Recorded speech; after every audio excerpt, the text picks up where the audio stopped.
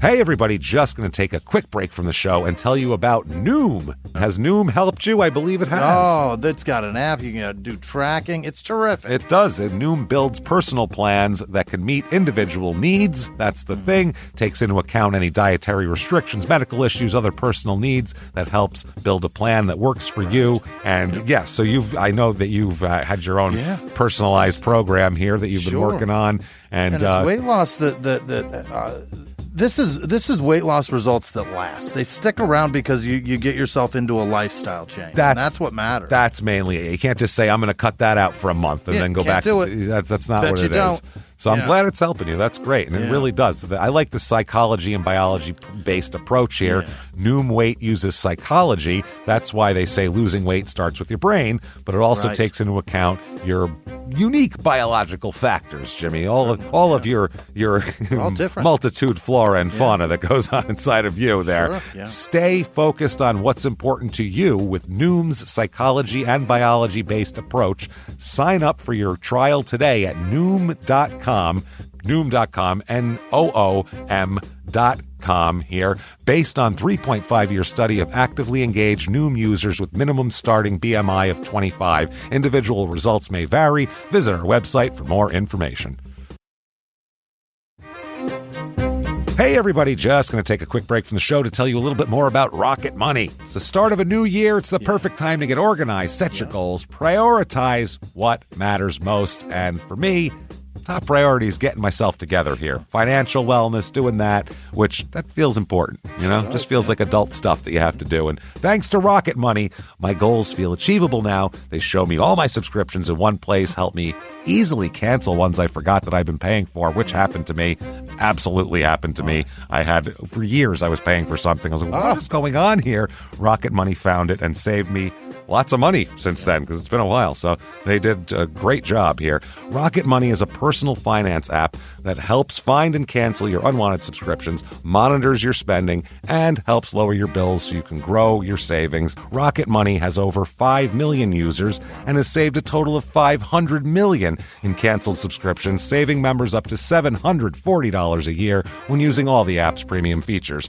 Cancel your unwanted subscriptions and reach your financial goals faster with Rocket Money. Go to rocketmoney.com/smalltownmurder today. That's rocketmoney.com/smalltownmurder. rocketmoney.com/smalltownmurder. Now back to the show. Welch's can't make everything make sense. Like why your mom still listens to the radio or what she meant when she sent that emoji. But a zero sugar drink that's still full of fruit flavor, we made that make sense. And strawberry, passion fruit, Concord grape, and more. You gotta sip it to get it. New Welch's Zero Sugar. Let's fruit stuff up.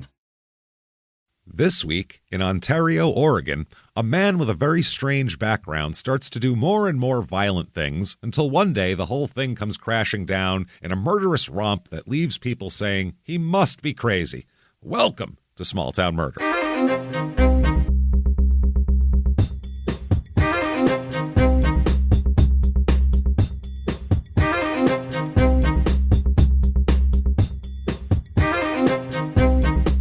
Hello, everybody, and welcome back to Small Town Murder. Yay! Oh, yay indeed, Jimmy. Yay indeed. My name is James Pietragallo. I'm here with my co-host. I'm Jimmie Whisman. Thank you, folks, so much for joining us today. And we've been on a wild run lately, if you've been listening, obviously, and this is going to be no change, because this is one of those cool narrative stories, too, where you get to actually kind of be a part of the thing as it happens. Sure. It's a wild story. Can't wait to tell it. We will do that for you in just a minute. But before we get to that, head over to shutupandgivememurder.com. What's there? Merch is there, number one. Also, tickets to live shows. Come to a live show. If you've never been to a live show and you're wondering about it, you're on the fence. Let me tell you, it's a comedy show. It's not a lecture about a murder. It's we have fun. We have pictures that are funny in with the stuff, and we make jokes and the whole thing. It's a comedy show. It's a 2-hour comedy show. It's going to be a blast. Definitely get your tickets for Minneapolis, September the 20th. That's our next show. Going to be our biggest show ever if you sell this out, guys. So let's do it. And then we're going to be at the Pabst in Milwaukee the next night, but that is just about sold out. There's a few tickets left. Get in there if you want them. Also, Oklahoma City, Kansas City. We added more tickets there, so now they're available. And also Austin, Boston, New York. It's going to be great. There you go. Do that. Shutupandgivememurder.com. You also definitely want Patreon. Patreon.com/CrimeInSports is where you get all of the bonus material. Anybody $5 a month or above, you're going to get a whole big giant back catalog full of stuff, hundreds of episodes immediately, new ones every other week, one crime in sports, one small town murder, and you get it all, baby. So this week what we have for crime in sports, which you'll have access to, we're going to talk about nothing that has to do with sports. It is just industrial disasters. Great. Yes, it's a steel factory just melts down and everyone is instantly incinerated, stuff like that. It's going to be wild. Then for small town murder, we're going to talk about the cannibal cop. If you remember him from a while back, the New York City cop who said he wanted to eat women. And it was a weird thing of, can you fire somebody for saying they want to eat women? Is that artistic? Is it something to worry about? Should he be put in jail? Who knows? Yeah. We'll talk all about it. That's Patreon, patreon.com/CrimeInSports. So that said, disclaimer time. Before we do that, listen to Your Stupid Opinions, by the way. Check it out. Also, crime and sports, too, but we figure you knew about that already. But check out Your Stupid Opinions. You will not be sorry. It's hilarious. Disclaimer, this is a comedy show. It is, We're comedians. We're going to make jokes. That's what's going to happen here. At the same time, people are going to die. Now, the thing is, not to mix those things together while they're happening. There's nothing funny about someone getting their head chopped off. We don't go, that's hilarious. The blood was squirt. There's nothing funny about that. But the funny thing is a guy going, I think I can cut someone's head off, then get away with it. No, you can't. That's hilarious. I think I can hire a hitman for $400 and he'll do a great job. No, that's not a good idea. That's hilarious. So things of that nature, and small towns that we roast, because we're all from a small town. What are we doing here? All that stuff. So that said, I think it's a good time. Yeah. What we don't do, though, what we never do, is we don't make fun of the victims or the victims' families. Why is that, James? Because we're assholes. But we're not scumbags. That's how that goes. That's the deal. That's how it works. So if that sounds good to hear, good to you, you're going to hear a wild story. If you think true crime and comedy should never go together, ever, you might not like it, but you might. Yeah. So, no bitching afterwards either way. That said, I think it's time. Let's go. I think it's time to do this. Let's take a deep breath, everybody, and let's all shout. Shut up and give me murder. Let's do this, everybody. Okay. Let's go on a trip, shall we? Let's go. We're moving. We're going to Oregon here this week. Yeah. We are in Ontario, Oregon. Ontario, of course, like the Canadian Ontario. Well, they're both, I think, named after Canada, though. I know this one is specifically. This is very far eastern Oregon. It's on the Idaho border. Oh. So this isn't like, Portland. You think of like, not that Oregon. Is a fascinating group of folks. Think less lesbian coffee shop, more militia. It's that we're in different areas here. So these are people that want to move the border. This is wild. Yes, they want to be Idaho. Please make me Idaho. They want to be a part of Idaho, which if everyone else in the country is going, why the hell would anybody want to be a part of Idaho? Exactly. That's the point. That's what we're laughing at. Yeah. So see, when I said we're going to roast shit, that's what I'm talking about. That's what it is, Don't get pissy. This is fun. Calm down. So this is 50 minutes to Boise. So it's right there. Oh, it's real close. Yeah, less than an hour to Boise. 5 hours and 45 minutes to Portland. So nowhere near Portland. Right. And it's about 6 hours and 15 minutes to Colton, Oregon, our last Oregon episode, which was 454, and it was called As Crazy Is As Crazy Does. It does. The Oregon people there's always like serious crazy involved with these people. I don't mean like, they did some crazy shit. I mean, that guy is fucked up in the head, that stuff. Right. This is in Malheur County, which is spelled Malheur. So I was real worried about that pronunciation. I looked it up, and it's just Malheur. Okay. Yeah. If it was if it was Maler, it would have been Malheur or some shit. It wouldn't have been, and I would have got bitched at for how I pronounced it. So the motto here is "Where Oregon Begins." Yeah, it's right on the border. So history. That's it. It was founded in June of 1883. So anniversary here by a guy named Bill Morfitt, Mary Richardson, Daniel Smith, and James Virtue. They all showed up, and they were developers. They were like, we can make. Yeah, they were. They weren't even like, oh, I want to put up a house and raise my kids. They were like, we can make money here. Yeah. So then in March 1984, a guy named Richard Welch, so Dick Welch, started a post office for this area, and they named it after Ontario, Canada. Then 2 months later, another guy applied for a post office, a guy named James Morton. He applied for a post office in the same area and wanted to call it Morton because his name is Morton. So he's like, yeah. Right. And that was about a mile away. Yeah, he's like, no, after me.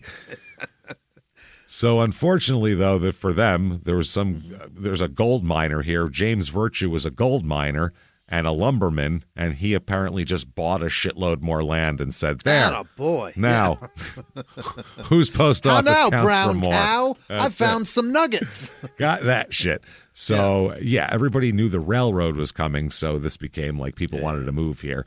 By the time World War II came around, this became a place for displaced Japanese people to go.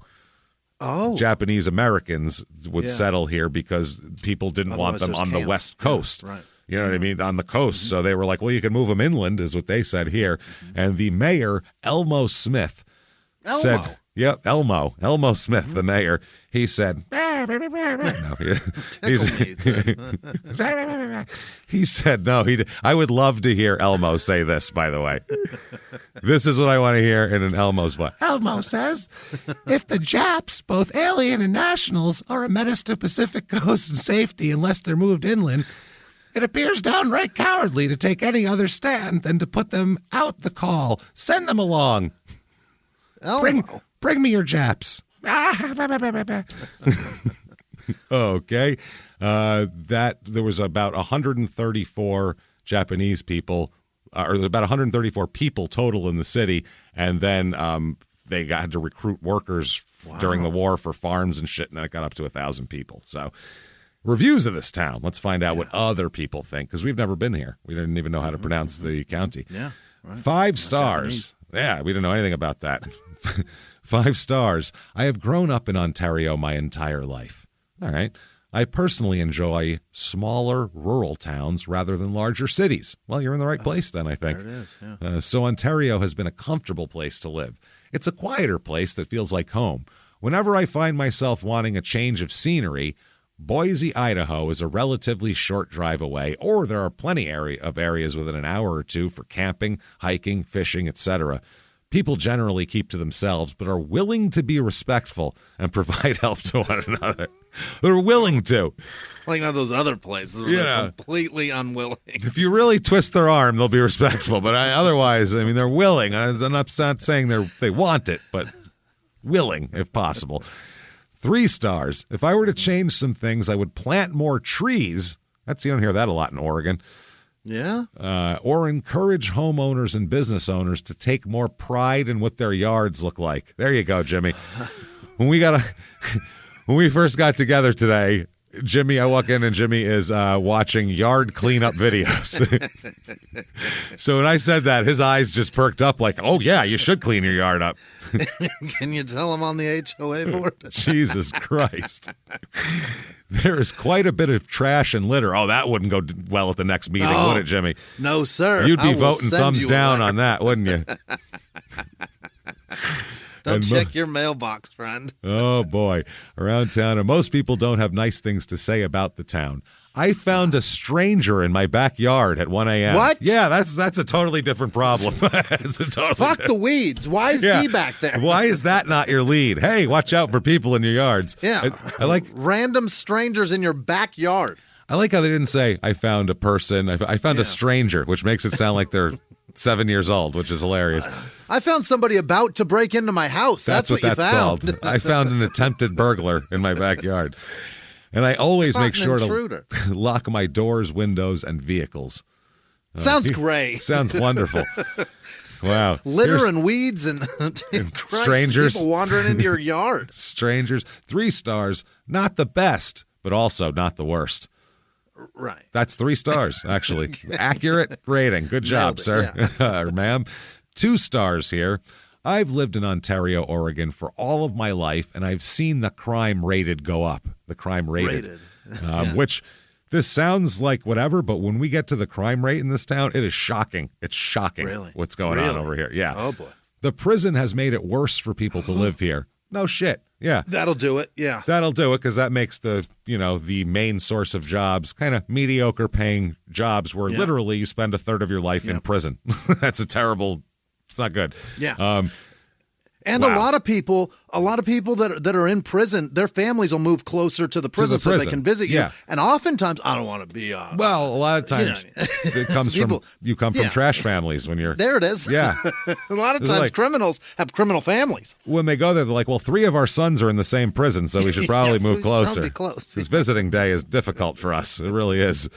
They go on to say they have closed the local swimming pool to update it and haven't stated it. It's been. I guess they're trying to say haven't stated it's been 4 years now. So they closed your pool. That's what that is. They quit fixing it. Yeah, it does not take 4 years to update a swimming pool ever. No. So it takes maybe 1 tops to build it from scratch. From scratch, and that's in the Arizona ground that you have to blast out. This is just dirt you can shovel up there. People in this town, 11,465 is the population. Small, yeah. Way more females than males, actually. It's at 52.5%, so that's way out of whack of the normal. Yeah. Median age is a little lower than normal. It's about 34 here. Otherwise, a lot of people are married or single with children. That's a big thing, single with children. Race of this town, it is 52.7% white, 0.4% black, 2% Asian, and 42.8% Hispanic. It's tons of farming in the area. Really? And that's, people come to here to farm. And then religion in this town, 58% religious, which is way more than normal. And the most here it's going to be Mormon. No. Oh. Catholic. Is that right? The fucking Spanish. That's Catholic. That'll do it. Yeah. So Catholic is 25.7%. I was shocked too. On the Idaho border, you expect. Yeah. Second place is Mormons. Don't worry. Yeah. There you go. But the Spanish community really, the Mormons aim. Oh, they're trying to get them. They're trying to get them. Their families are big, and they'd love that. That's exactly what they're like. They're like, these people fuck, okay? Yes. They get married and they fuck. Let's get them. Children, cousins, there's lots. Let's get them. Round them up and let's go. A lot of tithing. Ontario's unemployment rate's about the rest of the country. It's about average. A median household income here, low, though. $42,568 a year. It's about $70,000 in the rest of the country, so that's pretty low. Cost of living also low-ish. 100 is regular here. It's 80. So on the scale, that's not so bad. Yeah. The median home cost here $278,400, which is hard on 42 grand for a household. Yeah, that's a tough one. So if we've convinced you, damn it, you're going to Ontario, Oregon. You're like, I've heard a lot about Oregon, but not about the Idaho border region. I'm going here. We have for you the Ontario, Oregon Real Estate Report.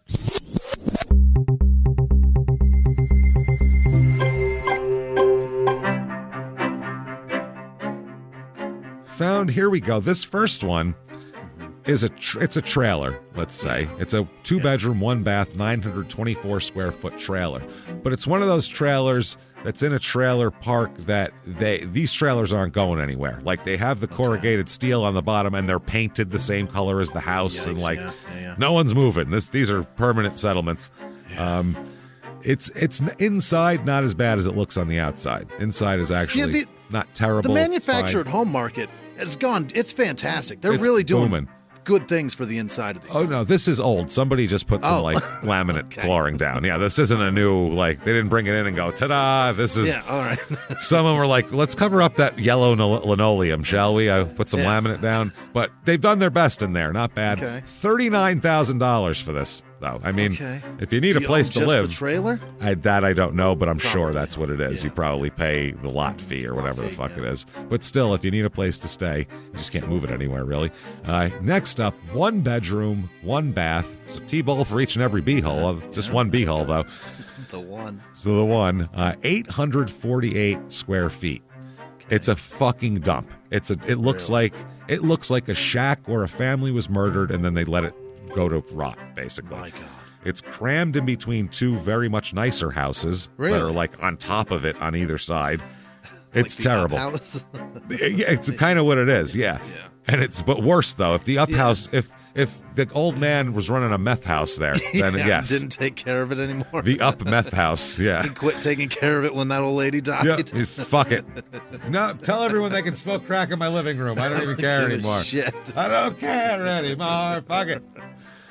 The listing says, unlock the potential of this 1930s fixer-upper. So they use the word potential and fixer-upper in the first fucking sentence.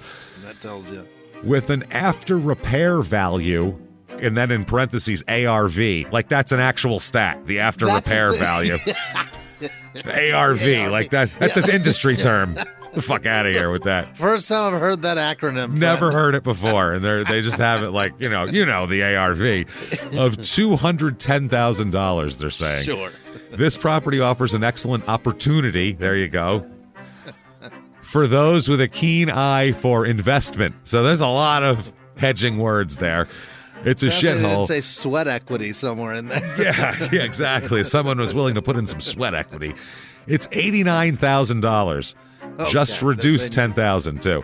Yeah, you can double your money, guys. Yep. Recent price cut. The ARV. That is my favorite thing in the world. No, real estate people. Don't do that. Here's a 4-bedroom, 3-bath, 2,906 square foot. Very nice little house. It's a little outdated inside and stuff, but it's nice. You'd look at it and go, "Why not? That's a nice house. What nice a place. Nice family house, clean, nice. $430,000 for that. Oh boy. So you're going to pay for it if you don't want to have a piece of shit. Almost Boise. Almost Boise, yeah. Things to do in this town. We got a couple things. First up is America's Global Village Festival.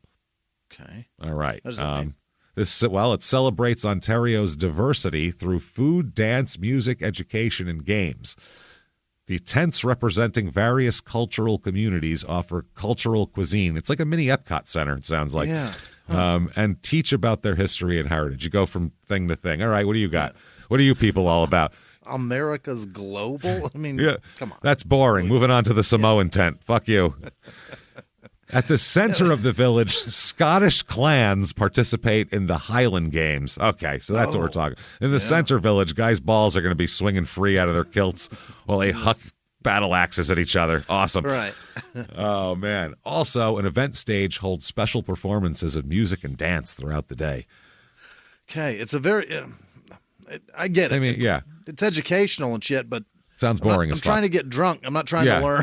I didn't hear booze or beer or... I didn't hear anything about Native American tacos. You know yeah. what I mean? Those are so good. Is there a 420 tent I can get at there? Tell me about your culture. It's Oregon. Come That's on. what I mean. Tell me about your culture. Next up is the Malheur County Fair. Yeah. And that's got a fair. Let's see what's there. There's a lot of bands there. Oh, boy. At 8 p.m. on the Tuesday night it kicks off. Everybody knows 8 p.m. Tuesday is the prime gig that you want. That's a show, yeah. That is the Wrench Monkeys will be there. Yeah. They'll be fixing a 72 Plymouth, I think, actually. But they'll be there, though.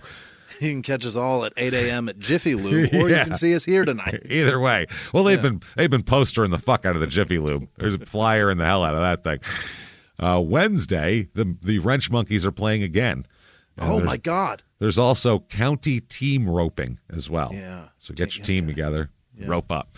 On Thursday, all day long, Magic Man Brad is going to be walking around. Oh, show him what it is, Brad. Nothing I love more than a roving magician. Brad, that's my card. That's terrific, Brad. He shows up. Hey, go in a central location and we'll come to you if we're interested. How about that? Yes, Brad. 8 of clubs. Thank you. Imagine that like a comedian. Imagine as a comic. Imagine we had to go somewhere and just walk up to people and be like, hey, let me tell you something about my wife. You know what I mean? Like, what the fuck are you talking about? When I went to the mall last week. Hey, one time I shit my pants. Want to hear about it? No? I'm going to tell you anyway. So anyway, I'm driving along. That's a terrible gig. There is a stick horse. All I saw was taillights, so you know what I did. You know what's going there. Next up is stick horse rodeo. Is that people on stick horses running around? Oh, yes, it is. Yes, Very okay. cool. That is disturbing. 2 to 3 p.m., Magic Man Brad. Now, he's going to be roaming all day, but at 2 to 3 p.m., he's going to hit the stage and really show you what he's all about, then wander back into the crowd like most people do. At 3 p.m. is the most disgusting thing I've ever heard of in my life, a milk chugging contest. Oh, God. That's just vomit, isn't it? This is in the beginning of August as well, too. So it's hot out. Let's all chug milk. I'm disgusted right now. That's horrifying. You can only chug so much, so I guess it's a speed thing of like a certain amount, right? Because you can't. Or is it a contest to see who takes the longest to throw up afterwards? Like they follow you around for a while. And who chugs the hardest the longest? I don't know, without a projectile vomit. I think it should just be a pint and who can get it the fastest, right? That would, I guess. That's still disgusting, though. No, I'm not doing that. Yeah, can it be like strawberry quick, maybe? At least. I don't know. Somebody's going to puke. Well, at 8 p.m., they better clean it all up because the James Howard Band is hitting the stage. So watch out, everybody. Yeah. Then we have the Magic Man Brad again Friday all day. Corbin Maxey's going to be on stage. Wonder what he plays. Yeah. The Veggie Critter Decorating Contest. Okay. There's a watermelon flickin' contest. Apostrophe and apostrophe. Flickin'. Yeah. I think that's like are we pumpkin chunking things. No, I think they're catapulting watermelons. Maybe. I'm not sure. Then Jimmie River and the Groovers will hit the stage. You'll be grooving all night to that, baby. Yeah. Next day, the Pretty Baby contest will be there. Don't like it. That's creepy. Oh, that's a cute. What's weird? Junior livestock auction. The Gem Cloggers will hit the stage. Okay. Clog music. And then finally, 9 p.m. on the last night, I assume they're the headliners. Earn and Burn is playing. Ernie and Bernie. We're going by Earn and Burn. EARN, like make money and fucking spend it, like that. Not earn and burn. Earn and burn. But I bet their names are Ernie and Bernie. They just were like, it'd be cool if we earn and burn, like, make my paycheck and blow it on booze and piss it away. Yeah. That said, crime rate in this town, other than being accosted by fucking unwanted magic from Brad there. Maybe that's who was in that person's backyard. That's possible. We don't fucking Brad out there with his cards. Get out of my yard.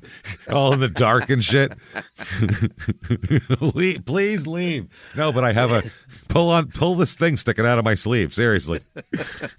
For the next 10 minutes, just keep pulling. Is this your watch in my pocket? That's just theft now, man. Yeah, now you're just stealing. We're not at a show. This is in my yard and it's late and I'd like to go to bed now. Crime, are these your daughter's underwear in my pocket? Where did you get those? Were you in her room? Oh, my God. Crime rate in this town. Property crime, 2.5 times the average. Oh, my God. What is happening in this town, guys? Everybody. What the fuck? There's 11,000 people. Stop doing what you're doing. Get out of people's yards. 11,000 people whose families are in the prison? 5,500 of them are apparently thieves. I don't know what's going on here. And then violent crime, murder, rape, robbery, and, of course, assault, the Mount Rushmore of crime, only slightly above the national average, but not too bad. Okay. In the range of normal, whereas property crime is out there. Yeah. So that said, holy shit, let's talk about a crazy, crazy story of some murder here. Yeah. Wow. Okay. We've set the table where we are. Let's talk about a man first with quite the background. It is. Yeah. He's got an interesting story. He's got like either a superhero or supervillain backstory. One of the two. Yeah, like this. He's got like a Batman backstory. It's it's weird. Okay. His name is Anthony, goes by Tony. Andy. Yeah. So Tony Wayne Montwheeler, and that is M-O-N-T Wheeler. Yep. So Montwheeler, he's born in November of 1967 here. I have to give a lot of credit to Rolling Stone did a great article on this whole thing. Really? Yeah, brought had a lot of connecting pieces that other places didn't have that was very helpful. So got to give them credit for that. So he's born in November 1967. His mother's name is Linnie, Linnie, Linnie Laverne Hendricks with an X. Oh. That sounds like a country singer, doesn't it? It's a rock star is who that Linnie is. Laverne? Yeah, that sounds like, Linnie Hendricks? Shit, I'm listening. Linnie Laverne Hendricks. Yeah. That is a rockin', I'll buy that album. Yeah, she opens for Johnny Cash back then. You know what I mean? You give a big hand for Lenny Laverne now, would you? And this is, wow. So she's 21 when she gives birth to Anthony. His father at the time, Wayne is his father's name. Had to give him the middle name of Wayne. His father's 59 when he's born. Really? 21, 59. And his father is not a rock star. He's not, a famous fucking comedian or anything like that. He's not a movie star. He's not anything like that. He's just a dirtbag and a con man. He's not the front man of the Red Hot Chili Peppers, James? No, that's what I mean. None of that shit. Not Leonardo DiCaprio. No, not the coach of the Patriots. None of that shit at all. Nope. 21, 59. Dirtbag. Yeah. Wow. She'll also have another son, so Tony will have a brother named Monty. Monty Montwheeler is the guy's name. Get out. Monty Montwheeler. Are you... Come on, people. Again, this is the fourth time today we've said, come on, everybody, get it together. You got to start thinking. Jesus Christ, man. So one family member described Dad, Wayne, who's 59 at the time. 38 years between the two. Yes, 38 years. What the fuck? You have to be so wealthy to make that work. You just have to be such a famous, charismatic motherfucker to pull that off. You can't just be a regular guy. Yeah, it's not going to work. And I don't care if it's legal. It's fucking weird, man. It's gross. Never mind weird or legal. Gross. It's just gross. You'd fuck gross. Younger. Stop it. Stop acting like this is okay. You would fuck them at 16. You would. She touches his papery ball sack. Oh, Think about that. God damn it. That's and so you would, weird. yeah. She would, not 21. He'd be like, well, I mean, close enough. You're absolutely right. Right. Absolutely. On the money. It's so fucking awful. So Wayne, the father, was born in Wisconsin. He's a brick mason. And one family member described him as, quote, a big fancy talker and a con man. Bullshit. Fancy talker. A liar. To be 59 to bang 21-year-olds, you'd have to talk pretty fancy, I would think. Be a lot of fancy talk. What fancy is he talking? That's what I mean. How fancy could you French? talk? What's happening? I couldn't imagine. Hey, everybody, just going to take a quick break from the show to tell you about the safest sponsor ever, Simply Safe. Absolutely. These people will keep you safe. It's amazing. You know that every 26 seconds a burglary takes place in the United States, according to the FBI. That means that by the time this podcast is over, dozens and dozens of homes will have been targeted, ransacked. God knows what happens here. So protect your home before it's too late with Simply Safe proactive security system. Simply Safe helps stop threats before they even have a chance to break in. Named Best Home Security System by U.S. News and World Report 5 years in a row. And by us for about the last 8 years as well. If you trust us, believe me, you want Simply Safe. So visit simplysafe.com/small to claim 50% off a new system with professional monitoring plan and your first month free. That's simplysafe.com/small. There's no safe like Simply Safe. Now back to the show. This show, Small Town Murder, is brought to you by BetterHelp. Get yourself some therapy, everybody. Honestly, here. We often hear about, red flags that you should avoid. Hey, that's a lot of a thing. It's become a real phrase now, real cliche. But why don't you focus also, you look at green flags in friends and partners. Look for good things as well. Right. And maybe you're not sure what that looks like, though. Therapy can help you figure that out. What are positive things? What are the green flags? And then you can practice them in your relationship. It's absolutely a fact. And so, honestly, we absolutely are huge advocates for this. It really, really helps. BetterHelp is fully online, making therapy affordable. It's convenient. They serve over 5 million people worldwide. You can access a diverse network of more than 30,000 credentialed therapists, wide ranges of specialties there. Here's the coolest part. You're not getting along with your therapist, you're just not feeling it, you can switch at any time, no extra charge. Wow. The thing is, they want you to get help. That's it. And you can do it with BetterHelp. Discover your relationship green flags with BetterHelp. Visit BetterHelp.com/smalltownmurder today to get 10% off your first month. That's BetterHelp, HELP.com/smalltownmurder. Now back to the show. First of all, a 21-year-old at our age would be ridiculous. Yeah, you'd be like, oh, this is silly. You are a child. So dumb. We're not in the same, not that you're a child, but compared to, I'm an old fart, so you're a child. But 59? That's way older than us. I couldn't imagine that. That's crazy. Yeah, what is that? So it's much older than me. It was 16, older. 16. Yeah. Fucking yeah. That's a lot. Yeah, that's a fucking long time. So yeah, 43. I'm way older than her. That's too much. Yeah, 22 years older than her. Double her age. More than double her age. You can't more than double someo's age. That's where it's like, okay, this is weird. This is weird. So I was legal to drink and you were born? No, not at all. Yeah, that's wrong. I can't do that. No. Yes, both of our significant others are 10 years younger than us, but we're comedians, so that's different. It's I'm just kidding. Maturely 27 at best. Yes, we're children. That's the thing. In reality, they're much older than us. That's sad, but it's true. For sure. So, anyway, Wayne is physically abusive, as you would be you're already just having sex with this girl feels like an abusive act. Never mind anything else. So oh my God, showing her anything on your body. Here, look at my balls. Yeah, geez, that's assault. That's assault. Look at these moles.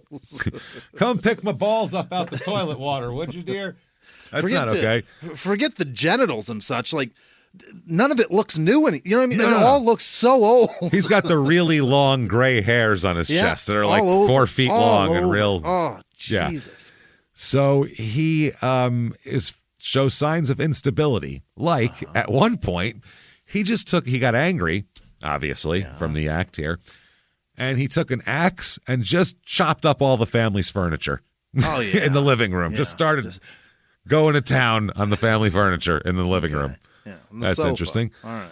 Another time he went out in the garage or wherever and got cans of paint and just started fucking doing like the beginning of In Living Color back in the day where they spin around with paint cans and fucking just throwing paint all over the house. Oh, boy. Going, how do you like that? That's what he would do. Now it's periwinkle blue. Look at that now. Well, part of it anyway.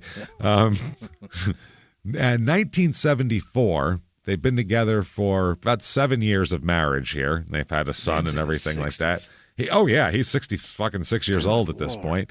Linny is planning to leave him. You know, her late 20s, she's starting to get a different itch for things. Starting to sober up, maybe. Yeah. Doesn't want somebody who's been collecting Social Security for a few years now. And he didn't want to be left, Wayne. Yeah. So at one point, she was at a restaurant in Bend, Oregon. Oh, yeah. And he showed up in the parking lot and shot her in the chest with a .22 caliber handgun and killed her. Had an argument? Yeah. Murdered the fuck out of this woman right there in the parking lot. Wow. Yep. They said this is from his cousin, Jim, said Wayne went back into the restaurant. He shot her, then went back into the restaurant, and they said he would go outside every 10 minutes to see if she were dead. That's how he said it. Oh, boy. She dead yet? Nah, bitch is still alive out there, pain in my ass, blah, blah, blah. The guy's just nuts. Bleeding in the parking lot while bleeding he's out. hash browns. Yeah, bleeding out in the parking lot, my. going and checking. So his father, Wayne, is convicted of manslaughter. Yeah. Which is probably lucky for him because it seems like murder. For the best. To show up somewhere with the intent of killing someone and doing it sounds a lot like murder to me. Sounds like, I don't know. Sounds a lot like premeditation, too. Seems like it, to show up with the gun. He spent some time in prison and then ended up in the state mental hospital. He was too much for the prison to handle. That's crazy, too, yeah. So they put him in the mental hospital, and then in 1983, he died of a heart attack. God bless him. Go with God. Yeah. This is Tony's childhood life. Dead mom. Man. He's 6 years old. Mom's dead. Dad's the town crazy who's been put in both, prison then a mental institution, and he never sees him again. So wow, that's rough, man. That is it ain't easy. That's a Batman start to life. Certainly, or a villain, or worse. That's what I mean. It's one or the other. You're either a superhero or a supervillain when this is your beginning here. He and his brother Monty, embarrassed as shit by his last name and his name. They went to live with Mom's older sister, Teresa, and her husband, Jimmie Ray Hildebrand. Old Jimmie Ray. Yeah. I love it. That family had 3 kids of their own, and they lived on a dairy farm in Halfway, which was a town of about 300 people. Where the hell is that? About halfway, I'd say. Between there and there. It is in Yikes. Oregon's Hell's Canyon Pass. So I assume probably about halfway great. through the pass. Yeah, Hell's Canyon. Well, I just like to live in a small town in Hell's Canyon. How far in? About halfway. You know. Good Lord. So small town, and they live, it's kind of isolated on a dairy farm in this tiny place. In high school, Tony ends up really coming out of his shell in high school. How so? He becomes a 3-sport athlete. And attaboy. Super popular, and everybody likes him. And that's one of the things if you're a boy, that you can do is if you're just really good at sports, all else falls into place for you socially in high school. Like, and a lot of, everything's the same out there. Rules don't change. Do you know what I mean? Like, it's uniform out there. We're on this team, they're on that team. Everything, nothing. There's no variables. We just know what we're supposed to do. And a guy like him might take to coaching because. Obviously dad was a lunatic and then gone. So a guy like him might look for a father figure and some guidance and that sort of thing. So he's a 3-sport athlete. Wow. He also loves to fish and hunt because they're in the middle of nowhere there. Mm-hmm. His cousin Jim again said, quote, he could build or weld anything. Yeah. He said he once made a winning ice sculpture of Bart Simpson. He made Bart Simpson out of ice. Yeah. You can weld all you want, but if you can carve out of ice, artistic. That's not fucking hard. Welding. That is. That's amazing. No. Yeah. Welding you can learn to do. I mean, there's an art to it, and so a lot of people are better at it than other people. Of course. Yeah. But ice sculpting is a whole different thing. I can't fucking ice sculpt. I mean, I've welded. Welding, I haven't ice sculpt. You put 2 pieces of metal together and you drag the fucking electric thing down. Yeah. It's not that hard. Yeah. Show me how to make a sculpture out of a piece. That's nuts. Yeah. By the way, there's however many welders are listening to the show right now are going, you fucking that is not bullshit. It. I'll show you a fucking good weld and a bad weld. Look, we know because my dad's a big welder, so I get it. Right. Like, we know, we understand. Point is, it's different. The metal's together, man. That's my point. Yeah. Whereas an ice sculpture, it either looks like Bart Simpson or it doesn't. Right. Or it's a broken piece of ice with shards going everywhere that looks nothing like Bart Simpson. One or the other. I don't know how you make Bart Simpson out of ice. I don't know how you do it. The top of the hair, you'd have to really be gentle with that. Oh, man. Snap one point off, you're fucked. That's it. You ruin the whole thing. Yeah, now it's fucked. Now it's stupid. Now it looks stupid. So this was at the Halfway Snow Festival. Okay. I guess it's partially melted snow festival is what that would be. Yeah. At the same time here, they said Jim said, quote, Tony always had a screw loose. Oh. Yeah, whatever mental illness his father had seems He's got a little bit, a little touch of the crazy here, including this is when he's a teenager now. This isn't even an old grumpy man, and this is insane. Anybody that would do this should be in fucking jail. All right, sure. His neighbor's dog would bark whenever someone walked from the house to the barn in their house, in the Hildebrandt house that he was growing up at. One night, Tony told the family that, quote, you won't have to worry about that dog anymore. Why not? And they said, well, why's that, Tone? And he said, well, I drove over it with the pickup truck, and he'll shut the fuck up now. I squashed it. I just ran it over with the pickup truck. Oh, boy. So Jimmie Ray, the old dad of the family here, told him, well, you got to bury the damn dog. It's not right to leave it sitting out there, at least stink. Yeah. Also, just, in terms of not being a piece of shit person. If you killed a dog, fucking bury it. You know what I mean? Yeah. Don't be a piece of shit. So they said that he got a whole post hole digger and just took one swipe of earth. A post hole. That's the 2 sticks, James. That it's like fucking earth. Like a big spoon. Salad tongs. Yeah. No, worse. Like fucking 2 spoons. That's the sticks. The Japanese sticks. Chinese chopsticks. There it is. There you go. God damn it. Earth chopsticks. Bring your Japs on down here and come to bring their chopsticks and tell them Mayor Elmo sent you. Dig a grave for this dog I done runned over. He did that, just one scoop with that shit and then laid the dog in it? And then threw it in there. Unbelievable. And his cousin said he could have spread it out, make a good size hole, do it respectfully, but that's not what he did. That's Tony. So after high school, being a, sensitive, caring young boy that he is, he joins the Marines. That's what we've got. I mean, honestly, though, And anybody in here who's been in the Marines, what is your job as a Marine? Yeah. All right.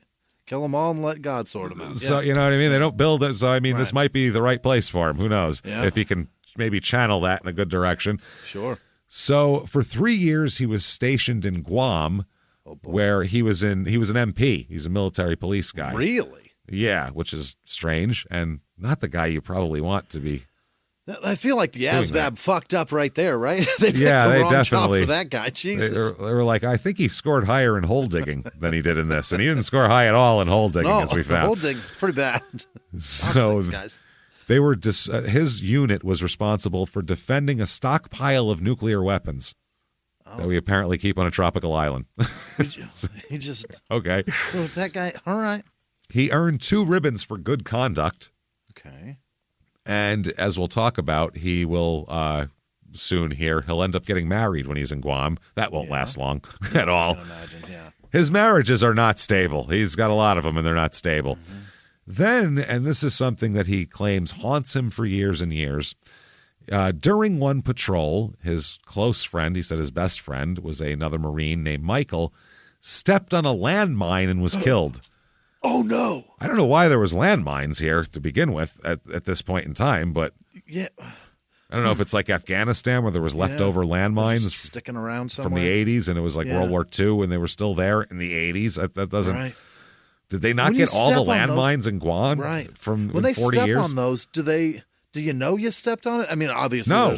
there's a you find out. I think that's the point. Yeah. I think they're under the ground. You step on them and kaboom. Then you move your foot and then bingo. Yeah, when you take it off like a mousetrap, it fucking slaps you. Ooh, so boy. that's what he said happened. He'll have a different story later on, though. But this is a story he tells over and over again that he's haunted by his friend's death here because he saw it and he was there. It was April 88. He got married to a woman named Norma Jean Gogo. G-O-G-O. Gogo. Yeah. Norma Jean Gogo. And Tony. Yep, Norma Jean. Yeah. And there we go. So that's Marilyn Monroe's name, right? Absolutely. Yeah. Marilyn Monroe Go-Go. Yeah. Which she should have taken that. That's what she should have.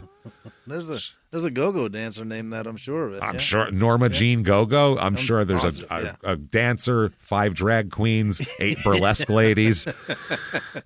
Every way to tease about your titties. They name it. Yeah. That's the one. So there we go. In 1989, he leaves the service. He's only in for 2 years.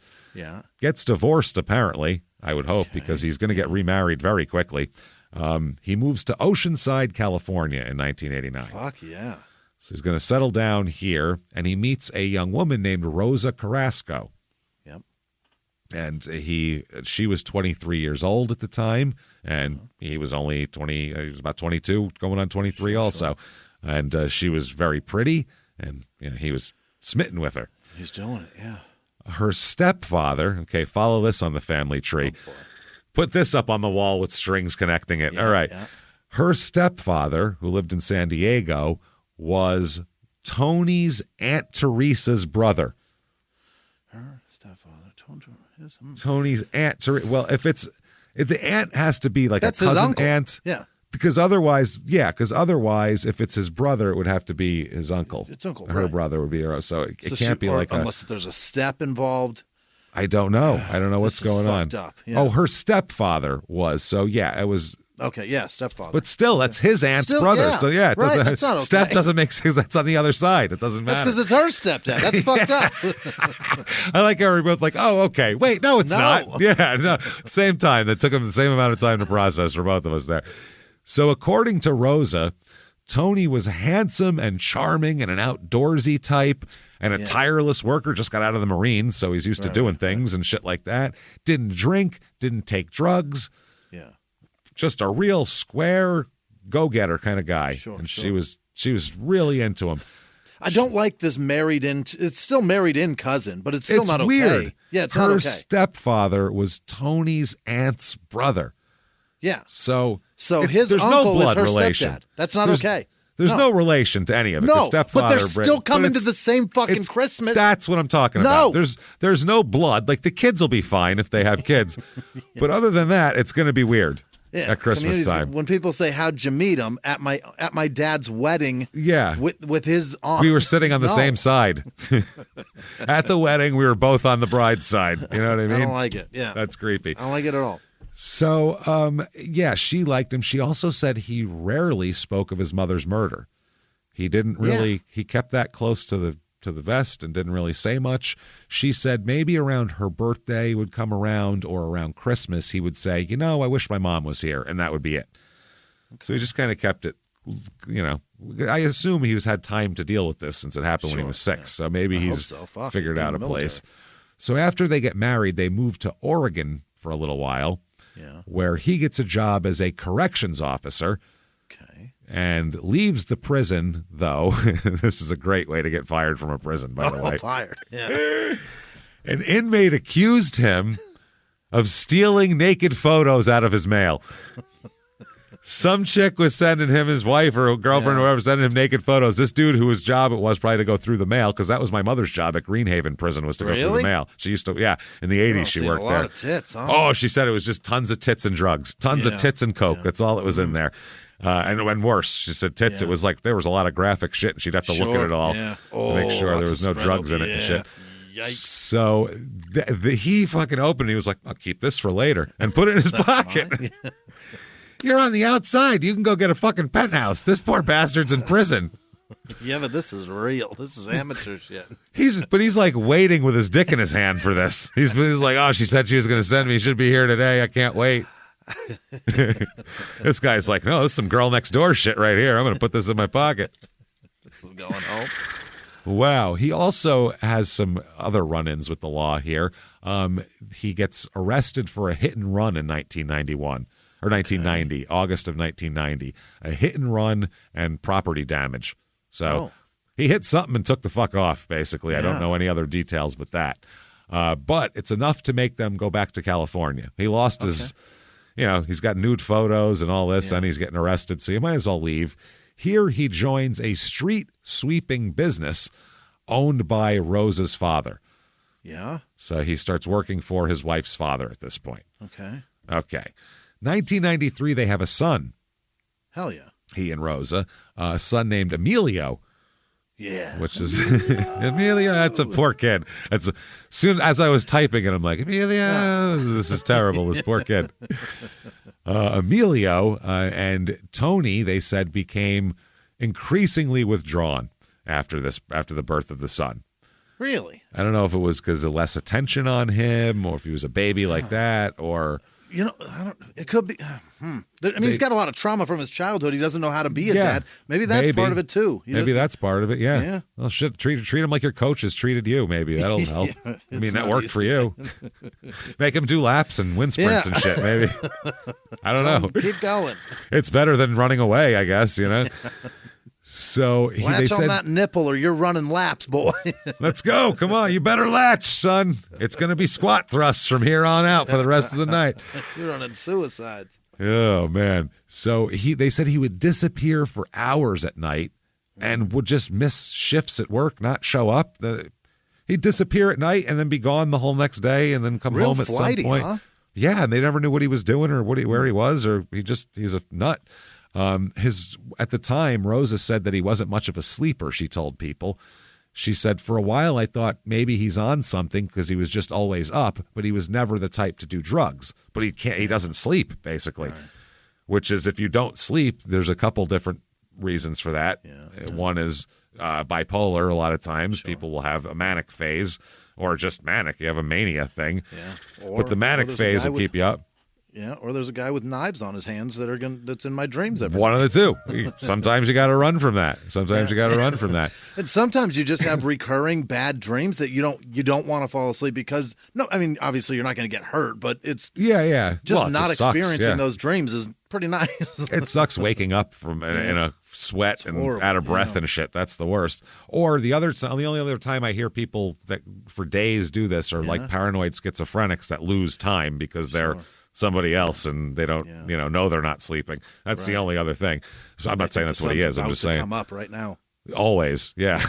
So eventually Tony is going to just take off from Rosa and Emilio and move back to Oregon and get a job as a truck driver. His jobs have been so varied. It's just... Yeah, none of them relate. He can't stick with anything because, he's just kind of out there. So March of 1996, Tony and Rosa agree to meet in a parking lot in Oceanside to talk about a divorce. This is sounding eerily familiar of his mother here. Rosa told her family, if I don't come back in a couple hours, there's something really wrong here. Oh. So she gets into his Dodge pickup truck with Emilio, who was 3 years old at this time. Brand new boy. And out of nowhere, because they were driving like around just in circles in the area, he just pulled onto the freeway and said, quote, change of plans. Oh. That's not terrifying at all. Change of plans. I think that maybe we just need some time together. She didn't agree to this. Right. Are we going to Yellowstone? Where are we going? He drove 15 hours. Oh, boy. How far is that? What the fuck do you have? Yeah, that's Mexico, a 3-year-old. isn't it? Can you imagine how many times a 3-year-old would have to pee in 15 hours? That's a lot. A nightmare. Yeah. So this is in Baker City in Northeast Oregon, where his brother Monty lived. He's going to Monty's house. That's where he's going. Took him 15 hours to get there? From California. They were in Oceanside, California. God. Okay. Yeah, right. You're right. Yeah, up to Baker City. So they just lived there for 2 months. He just took her from the parking lot and said, you're coming with me to move into Monty's house. And they just lived there. For 8 weeks. For months. And they stayed in a rented trailer on the property. Wow. Which is like, oh, this is great. Thanks for picking me up. This is terrific. She must think. My life for this. This is wonderful. And Tony appeared to just even lose his mind a little bit more here. Rosa found clippings of newspaper stories. She had like a collection of newspaper clippings, all about the same thing, all about men who got away with killing their wives, who killed their wives and then got away with it somehow, got acquitted. That's what he saves. He's like, oh, man, that's a good one. That's a good article. Up for the good guys. Some people save like recipes and shit, or like even like a big game. They'll save the story. But this guy's like, oh, this guy really. Oh, he bashed your head in with with an axe too. Oh, this is great. A lot of guys have like the front page of when like the Yankees won the World Series. Yeah, he's got when fucking John Richardson got away with fucking beheading his wife. Oh, OJ, he's got a shrine to OJ. You kidding me? He gets a shrine, man. So he would regularly take Rosa and Emilio. We're talking pre-sunrise. Yeah. To a payphone, where he would get on the phone while they sat there, and he would, according to them, it seemed like he believed that he was speaking with his old Marine buddy, Michael, on the phone. He found a payphone where you could call heaven. So, or you could call the afterlife. The landmine guy. The landmine guy. He takes them. It's 4 a.m. Get the kid in the car. Yeah. We're going to the payphone so I can talk to my dead friend. Oh, man. Oh, okay. Sure. That's totally normal. Everything's fine. Remember Minder Binders in Phoenix? You could talk. You could pick up the phone at the fish tank and talk to the fish. I do. I did comedy on the second floor. I did. Really? The second floor with all the shit hanging on the upstairs. With the basketball hoop on that stage. I know where it's on that stage. It's a big stage. It was actually a good stage. It's huge, yeah. You'd crush in that fucking room because it was half stage, and then there's cramming people in there. Had a railing around it. Yeah. You'd crush in that fucking room. That room was great. It really was. I used to go there. Like 60 people tops. Yeah. That's a great. I miss it. That place was cool as shit. They try to push those shitty peanut butter burgers on you there. Everything there. The burger was fine. It was a fine burger. It was big. Yeah. I don't know. It was okay. Cheap, just a fine cool burger. environment. Yeah. Yeah, it was okay. Did they knock that shithole down? It was like a giant barn. I'm sure the it's building still exists, now. but it's closed. Oh, it's closed. Okay. Yeah, I think the barn still exists, but it's closed. They may have built office space there or something. With their gravel parking lot. Yeah. Fucking terrible. So, Jesus Christ.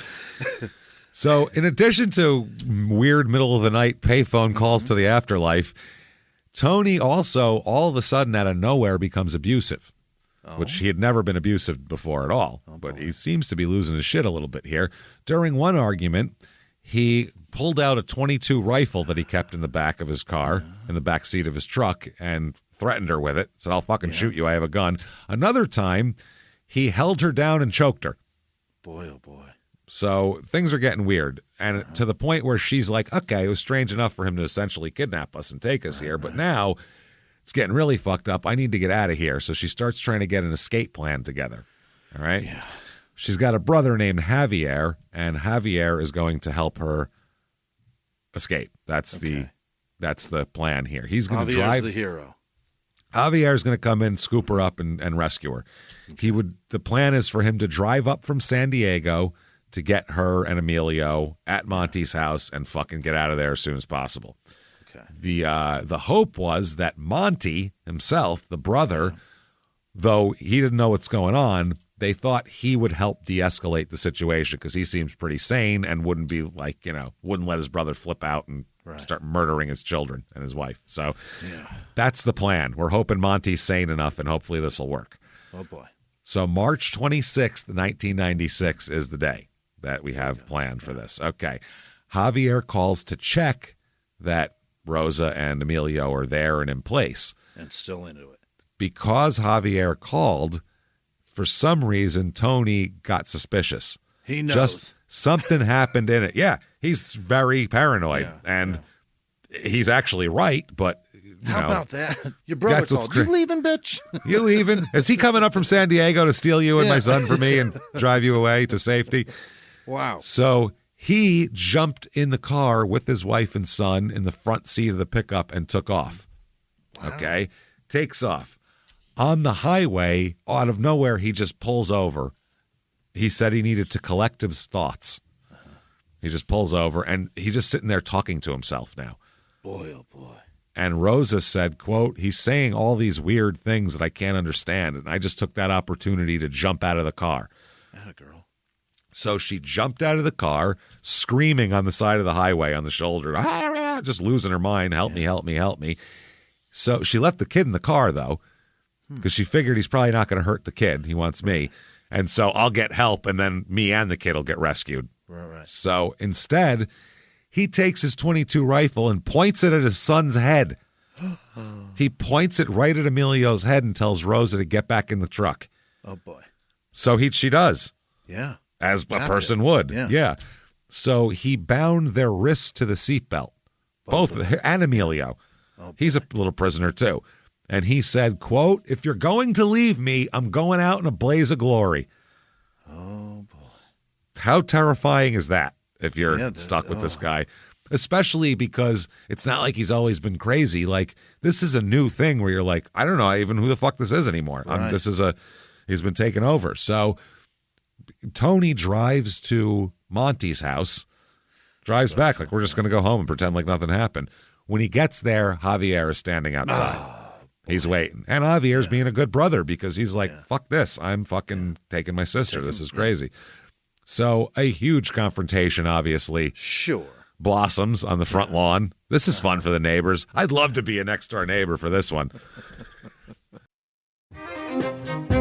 Hey, everybody. Just going to take a quick break from the show to tell you a little bit about Sono Bello. You know, the most known secret with celebrities and influencers and all these famous people is so many of them have had lipo. They've had lipo, whether it's a little touch up here or a total makeover. Yeah. Nobody has a perfect body. That's the thing. No. They may look like it on TV, but there's things that help that. Absolutely.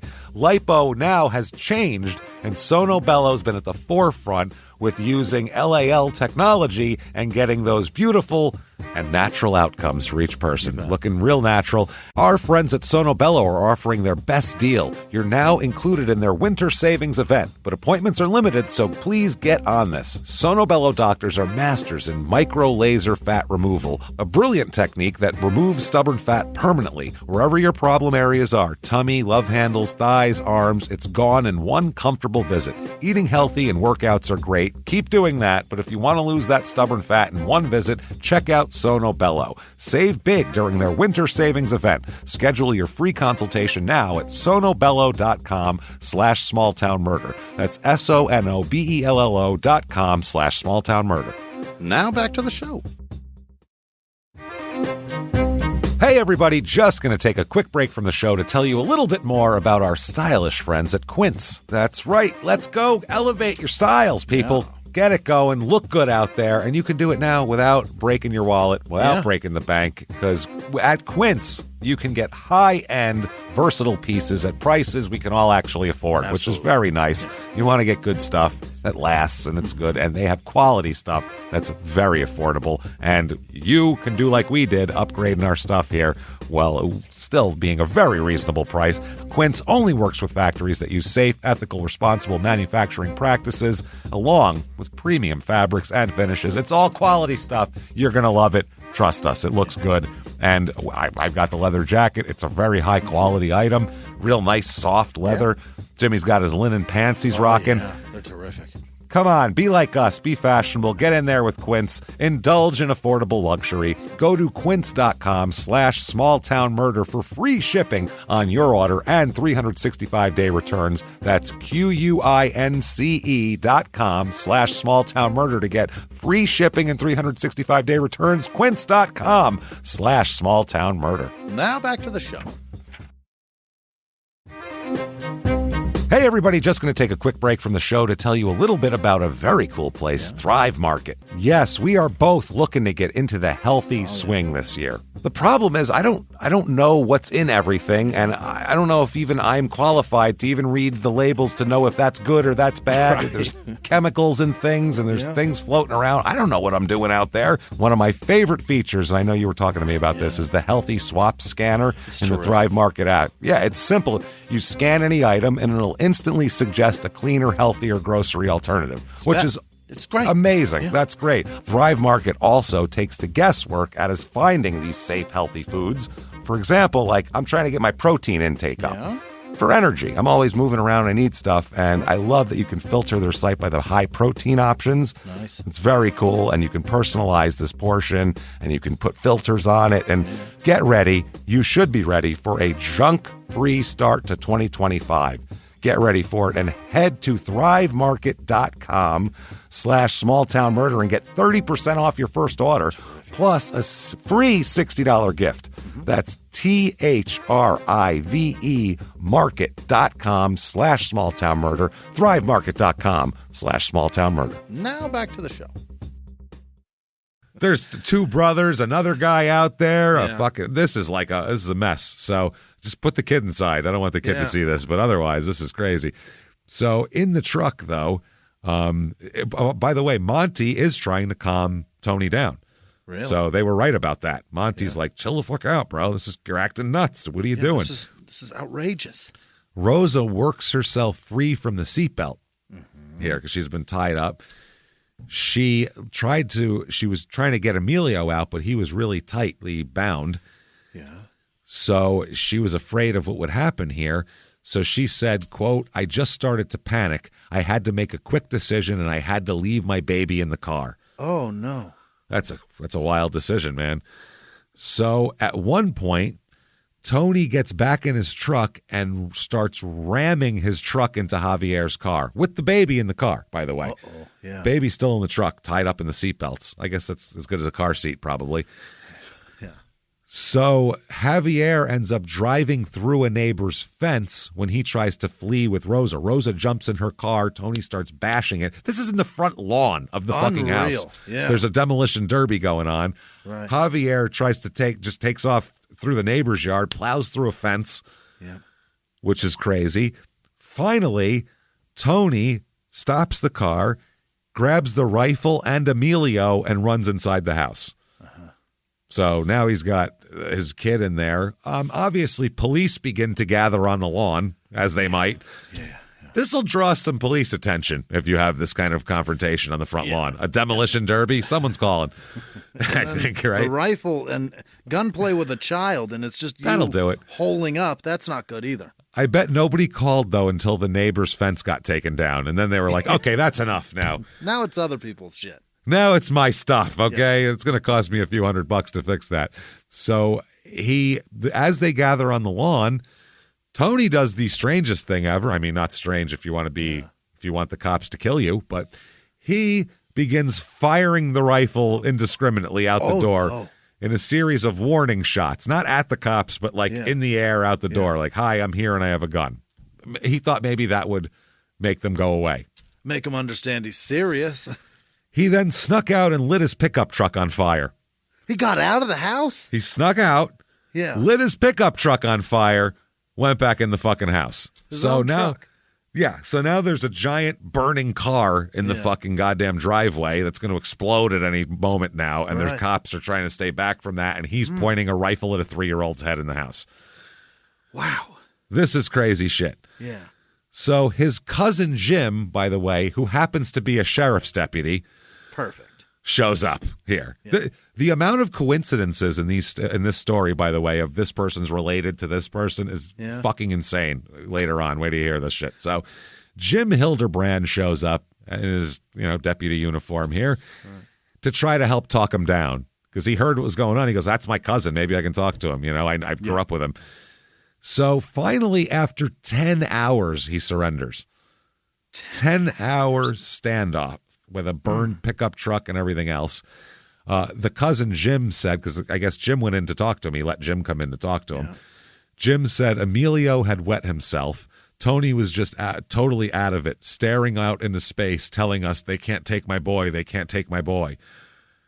He got a complete mental fucking snap breakdown. Somebody's got to take him from you, man. Dude, you can't do this. Yeah. He broke. This dude broke from fucking reality. So he's arrested. Then they take him into custody for kidnapping and arson, which is, he's lucky he didn't get more. For of firing his own shit, though. You know what I mean? Oh, yeah.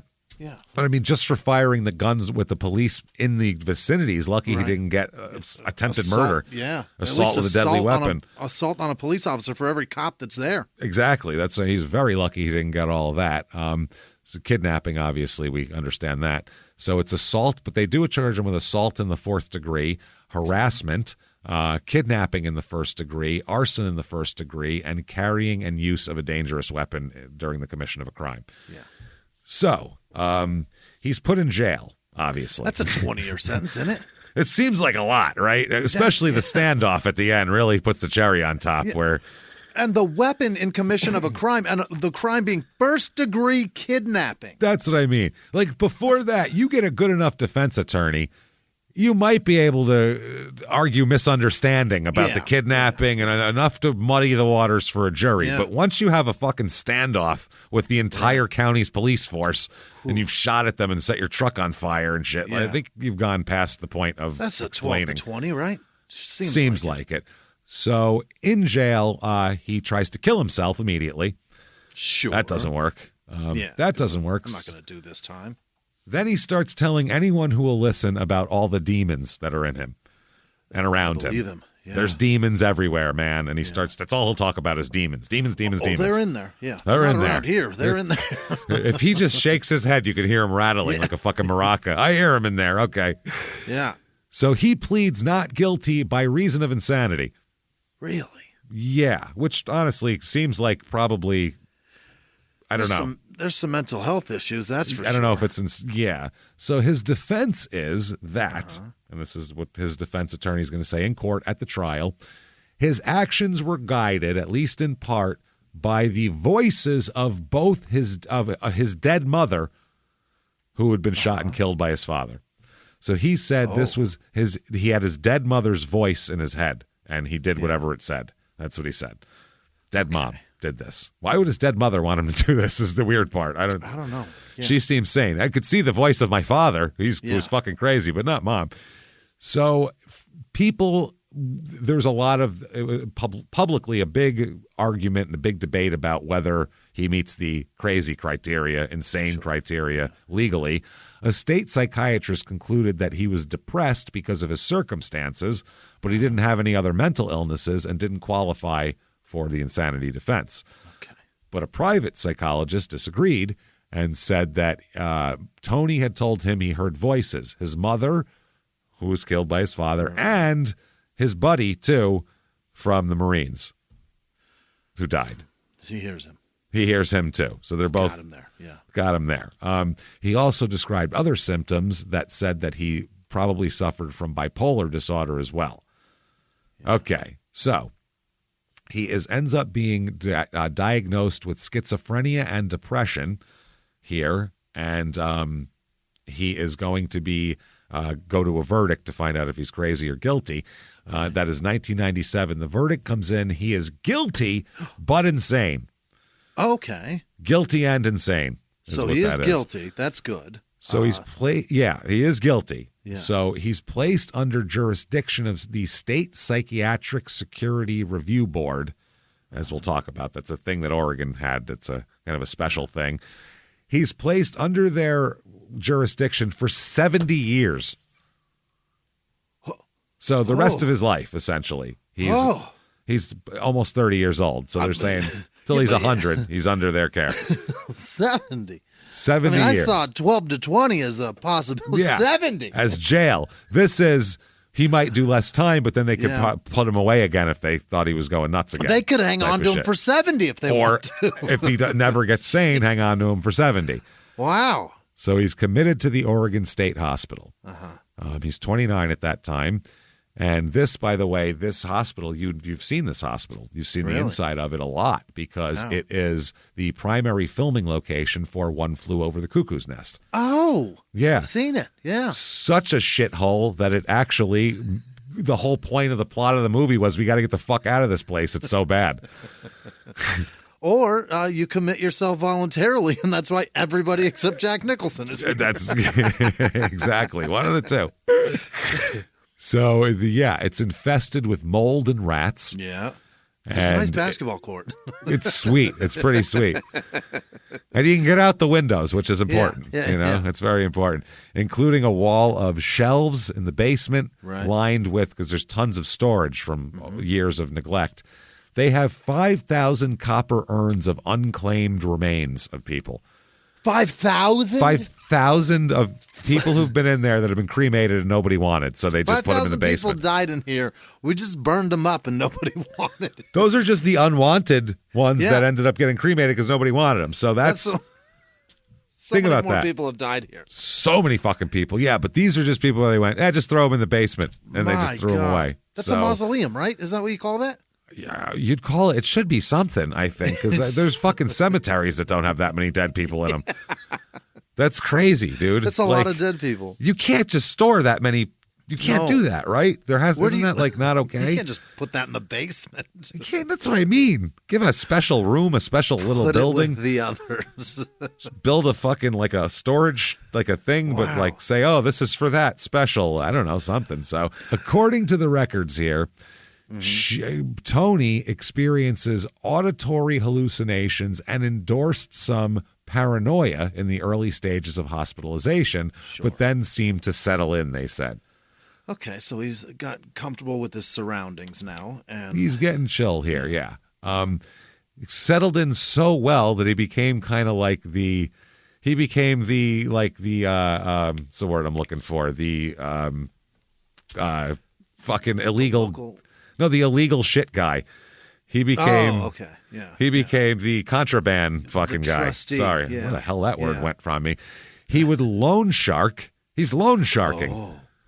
Yeah. That seems very sane. Yeah, he's doing like what Uncle Junior did in The Sopranos when they put him in there. When he was like, "Well, run a poker game and charge him $5 for a Coke." And then he would sell. This is the best. This is so 1997. He sold porn CD-ROMs to the patients. He would get CD-ROMs of porn and sell it so all these fucking people could be whacking it still. That's amazing. A psychologist noted that the staff was always challenged to try to keep up with his latest attempts at engaging in commerce and getting away with it. Wow. Because, he's smarter than a lot of these people in there. Or not smarter, he's just more with it than a lot of the people in there. Aware. Yeah. So in 1999, this is 2 years into his stay, he incited a riot. Really? Oh, talked all these people into rioting. Can you imagine? Oh, he is Jack Nicholson, except he has to be there. That's the only difference. So November 4th, 2002. Okay, he's been in here 5 years. It's been 5 years. Yeah. Okay. Yeah. The Security Review Board decides to release him to a group home in Ontario.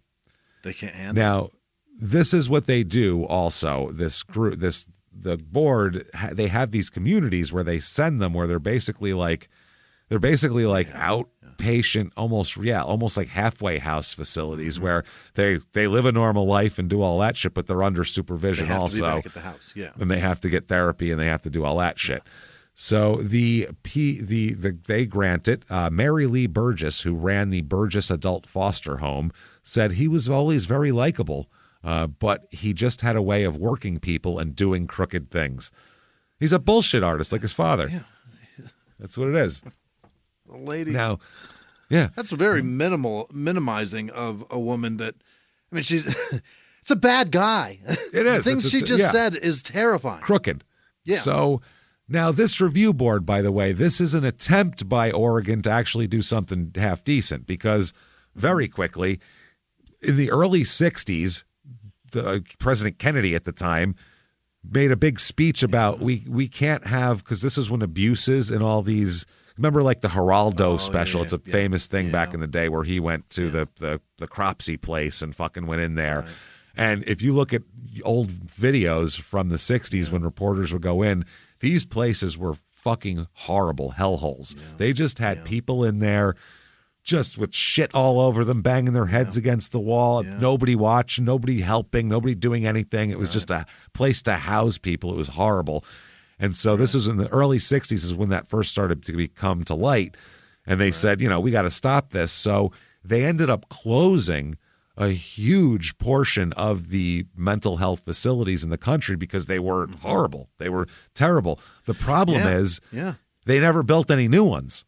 They just closed those. They never built any new ones. And by the 80s, they slashed all funding to that kind of shit.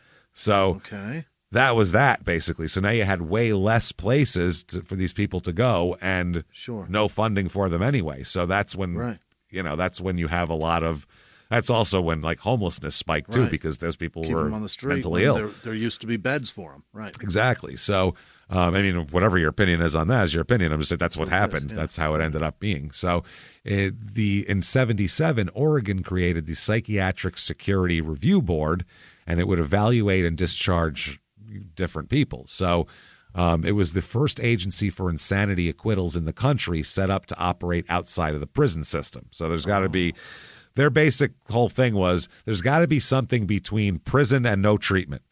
There's got to be something in the middle there. Right.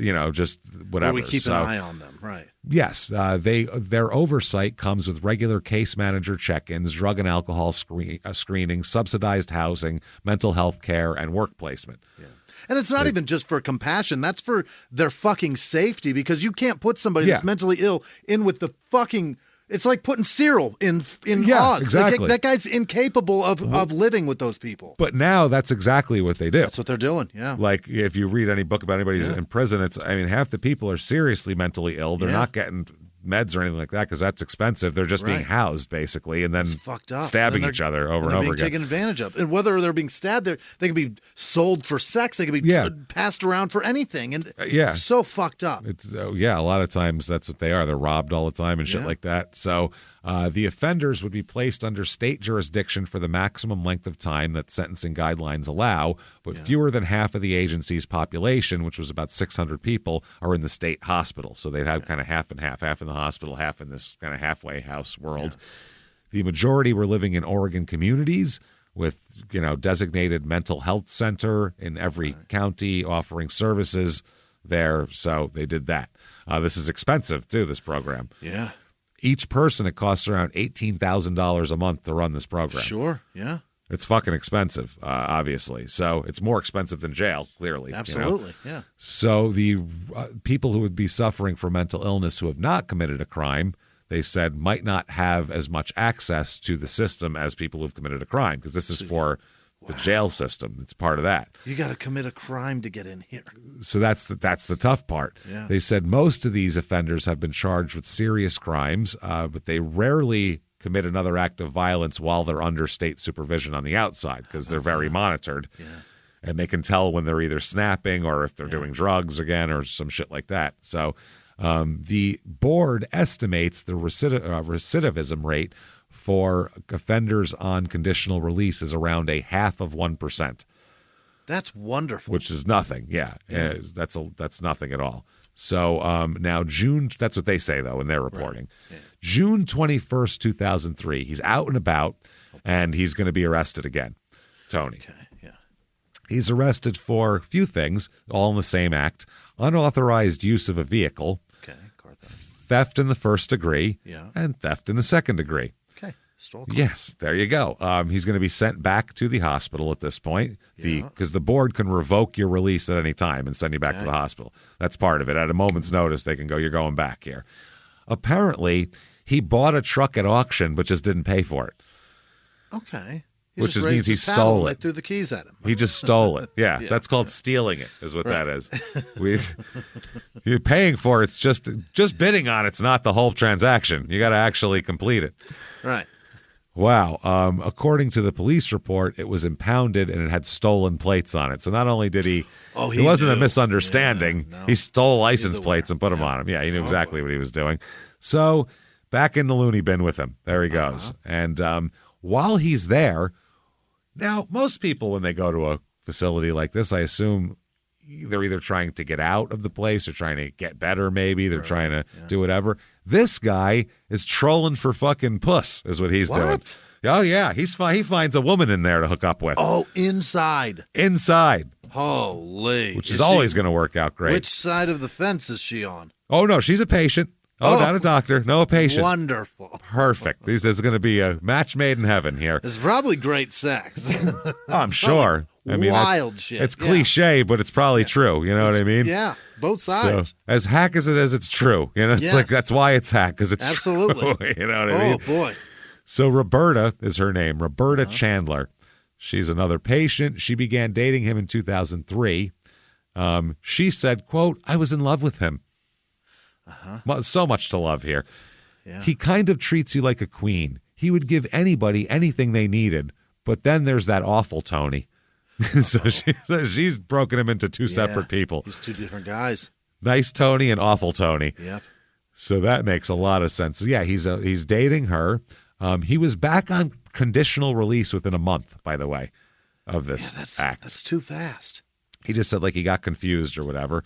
The recommendations it is based mainly on a recommendation from his caseworker, Alice Mills, who worked there. She wrote in his month at the state hospital that, quote, this should be a wake-up call that he needs to monitor behavior because of loss of freedom, and respect is a big price to pay. So she thinks this properly chastened him. Okay. He learned that if he does anything silly, they'll throw him right back in the hospital. I think now he's learned his lesson that he needs to straight and narrow now, fly straight, big guy. So he would meet Alice and Tony, Alice Mills, the caseworker, and Tony would meet nearly every week for 9 years. Yeah. And she seemed to really care about him and frequently advocated on his behalf. In one report, she wrote that he's bright and capable, he's a good problem solver, and savvy in communication. Full of shit is what that means. Right, yeah. He's hardworking and goal-oriented, which if put in a good path, that's great. But if you're a con man, that's not great. Yeah, and if he's got he's never going to toe the line. These are all terrible qualities for a bad guy. As we'd say in Crime and Sports, he's good now, maybe. We'll find out. Yeah. Well, he's got qualities that are positive. Something here. Now, okay, by the way, there's still murder here coming, even though we've already had murder and kidnapping and fucking police standoffs and everything else. This is a heavy one, yeah. So he's dating Roberta on the outside. I guess he's living with her as much as he can, and he has to go back to the facility, whatever, the halfway place. Yep. One time during this, a fire broke out in her apartment while he was there. Okay. A fire. He claimed the dog knocked over a halogen lamp and set the place on fire. Why you got halogen lamps inside? Halogen lamps, and I guess this is pre-whatever, but knocked it over. Yeah. What year is this? This is 2000s? This is, what is this? 2002, 2003. Remember those tall lamps? Oh, yeah. Yep. Those things start fires. Everyone had you them because they were bright as fuck. You'd have one, you could light a whole room with it. You aim it up and it lights this whole motherfucker. Whole fucking thing. Yeah. It was 7,000 degrees if you put your hand anywhere near it. Yeah, don't drop any piece of paper on top of that light. That would... It'll explode. Take the hair from your knuckles. Like fucking, whoa, singe that off. Holy, be careful that's there. hot. Yeah. Holy shit. This is safe, huh? All right. He ends up, like we said, there's a fire. On the insurance claim, they say, quote, he wanted me to say, this is Roberta talking, he wanted me to say that we had more stuff than what was in there. The insurance company threw up a red flag and I didn't get anything. So really? He burned this, apparently, allegedly, we'll say, him or the dog burned this poor woman's apartment down, and then she got nothing. All of her stuff is gone. Thanks. He's reporting the 12 Fabergé eggs that were destroyed. Yeah. He's reporting his figurines. his fucking Scrooge McDuck fucking gold pit that it wasn't got all fucked up. I had a pile of about $8 million in the corner. Did you know that? I had that here. You know, I had several rare paintings, right? I was a big art collector. I had Rembrandts. I had a lot of stuff in there. This is nuts. Basically the Louvre in this apartment. That's how we had it. I mean, I put my money into art. Some people would buy a big giant house. I said, I'm going to get a small apartment, spend my money on art. You know what I mean? I wanted to look at it all. That's what I want to do. So he has to meet with Alice Mills, his caseworker, about the fire. Yeah. And Mills asked a clinical psychologist to interview him to see if he's an arsonist. Can you see if he's an arsonist? what your opinion on this is? Yeah. He arrived to the appointment on time, wearing a T-shirt and blue jeans with his goatee, quote, neatly trimmed, according to the report, and his hair cut short. Goatee, neatly trimmed. Neatly trimmed. Yeah. According to the psychologist, this psychologist said that Tony did not have a, quote, serious problem with fire setting. He does have impaired judgment, which contributed to the fires. Right. So it's not that he really wants to start fires. It's just that he has bad judgment, and if fire's around, then that'll be the result of it. Not that he's just super into fires. As evidenced by his goatee. Yeah, neatly trimmed. So Roberta Chandler has a different opinion. She said, quote, I think Tony was playing and manipulating everyone and everything he could to get to whatever Tony wanted. There you go. I think she's probably knows him best out of everyone here, too. That's the thing here. February 2005, by February 2005, he's involved in at least 3 more property fires, by the way. Wow. Shit catches on fire when he's around. Which, by the fact that he set his truck on fire for no reason back in the day. Right. He interrupted a kidnapping to start a fire, for Christ's sake, outside. When shit gets loud in his head, I feel like he starts looking for matches. You know what I mean? He's like, I need fire, quiets it right down. That's what I need. The crackling. Yeah. So by then, one in his apartment led to a $24,000 insurance payout. Oh, boy. They did pay for the Fabergé eggs. He had renter's insurance. Another, he, I guess, set a fire in a friend's camper. Oh, he set his friend's camper on fire. Well, it's got out of control and was gone, and he ends up being arrested for reckless burning, which is not arson. That means like if you had you were burning leaves in your yard or something and something else caught on fire, you might get arrested for that. That's very strange. Celebrating with a bonfire on a birthday. That's reckless burning. Reckless burning. Now, later in 2005, he's going to go to jail for about 90 days. Not for the fires, by the way, mind you, but for stealing $3,000 worth of scrap metal from a sawmill. Oh, now he's pulling Bubbles shopping cart capers. Yeah. This is fucking $3,000. That's a fuckload of scrap. It's a lot of scrap metal. That's a lot truckload. Yeah, it's a lot. I think that's exactly what it was. They didn't get him for stealing the truck too. I think it was a pickup truckload worth of scrap metal. Wow. He's always got a big Dodge pickup truck, by the way. Yeah. Loves them. So shortly after this, his caseworker, Mills, confronted him about his criminal bullshit. What are you doing, setting fires and stealing shit? He told her that he could avoid these issues by being like some of his peers who don't do anything but take pills, sleep, and watch TV. That was his quote. Like, well, I could just sleep and take pills and watch TV and fucking pass out, but I'm out there in the world trying to make something of myself. Yeah. He's acting like I'm being ambitious, and this is the fucking thanks I get. I'm out here giving the cops a reason to show up. No shit. So somehow, in the midst of all of this, he finds another woman. Is that he right? He must be a charming son of a bitch. Because I've seen him. He's not the most handsome guy in the world by any stretch. So he's got to be just charm fucking city USA, boy. Because I don't know how he's pulling these women here. He finds a woman named Katie Gill. And he met her at a welding class at the Treasure Valley Community College. Okay. Yeah, he goes, community college welding chick he found. Hell yeah. Is that an elective? What is that? Katie the welder. I think you go there just for that. I don't think you're doing it. Is she there to weld? Yes. This is a welding class. It's not like, Katie's an interesting gal. Yeah, she's a welder. And they end up welding together and shit, which is crazy. They end up getting married, these two. Okay, yeah. They're going to have 2 kids. Dead serious. Dead fucking serious. They're going to have 2 kids in the next few years. 2 kids. This is all while she lives with her parents and he stays in the subsidized housing for the mentally ill in Ontario. What is they don't happening even, with this, they're Katie? married and having kids. They don't fucking even live in the same house. He goes back to the mentally insane house. At night. Wow. And she bounces the kids on her knees, and she lives with her parents. The day? They've got to be. They must be. They're fucking in daylight. They're making children with the sun up. It's impressive. You've got to want somebody. So spring of 2009, he requested a full discharge from the board's supervision. Yeah. Full discharge. Kids. I'm a dad. Come on, look at me. I'm building a life. I got 2 kids and a wife, and I can't even be with them. I'm fucking stuck here. So Alice Mills, in her report, wrote, I'm fine with this. Yeah. I'm fine with this. And she wrote in a letter to the board, my thought is that Anthony has a mental illness, but with symptoms well managed. If he does get into trouble in the future, it will more likely be due to his antisocial traits rather than mental illness. Like, he's more of a dick than he is crazy.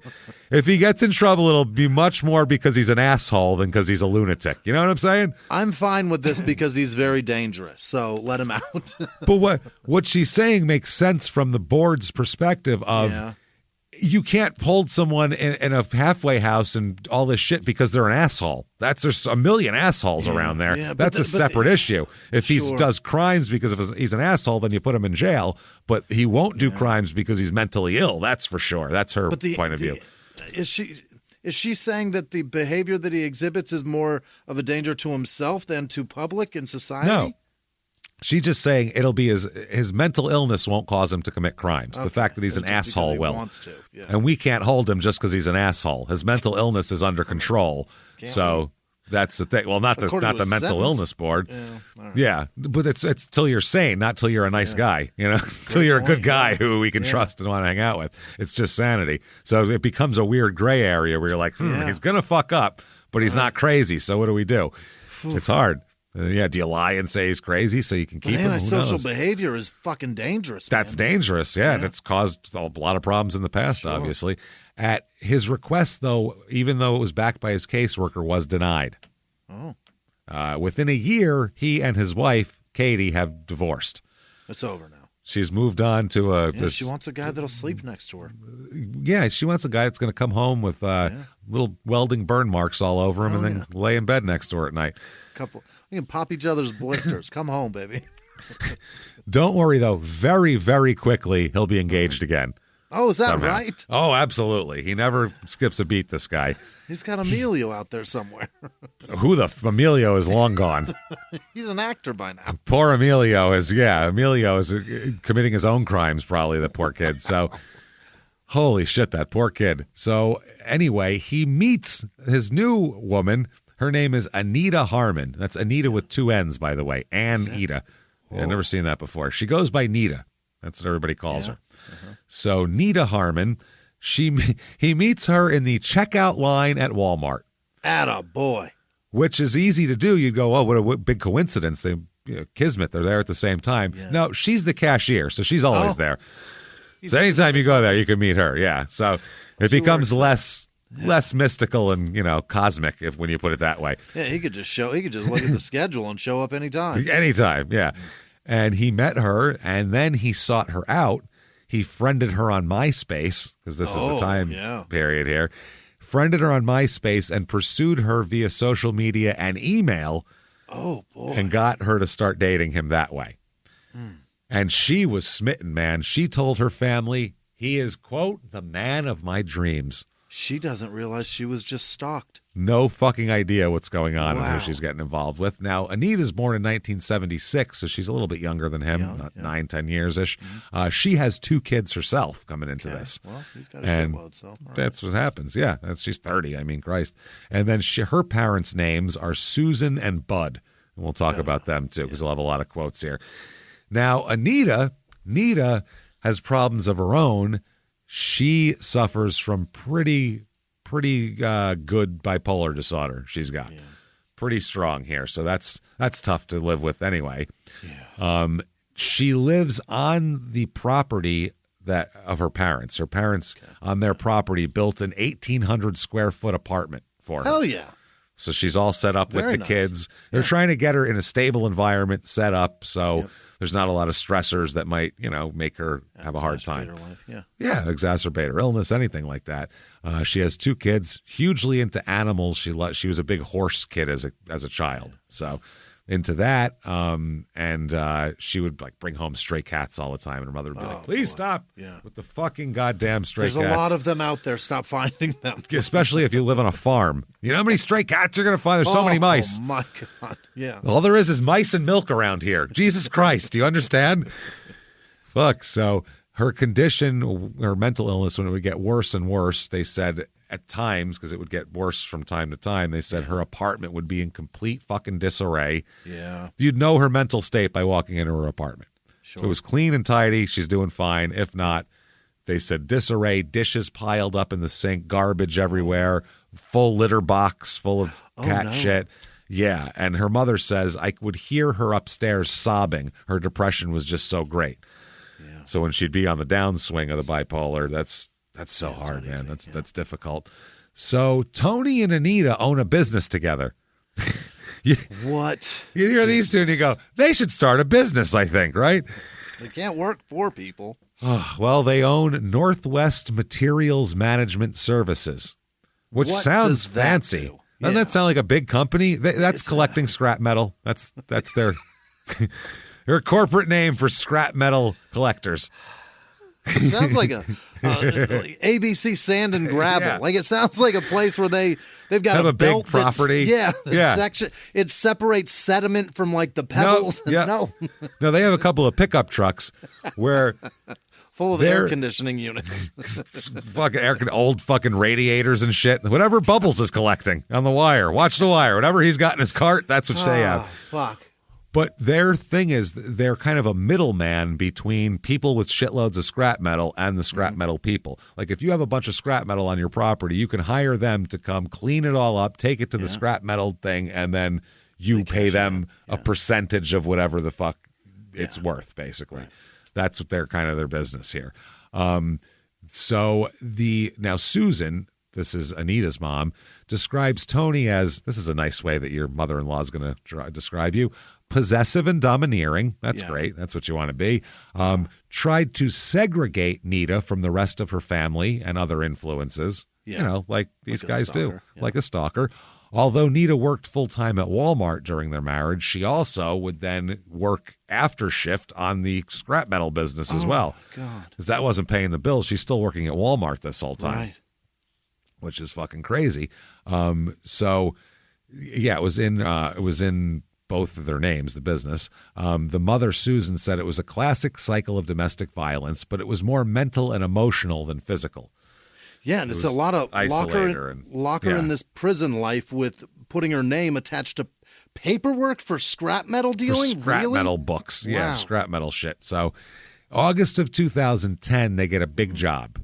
Big old scrap metal job. This is the Heipels, Heiples is their family. That's the property. Edward Heipel, he contacts the company here, Nita and Tony, about a scrap metal removal job. Now, they owned a lot of property, the Heipels, in Grant County, where they had collected tons of shit, basically. Antique metal equipment, old commercial trucks, vintage cars that have been rotting out there, logging equipment, train locomotives. Jesus. Just so much scrap metal, though, basically, at this point. They had an old Plymouth out there, a 40s Plymouth that had rotted away and all this shit. They wanted to sell all this shit as scrap metal. They just wanted to clear it out.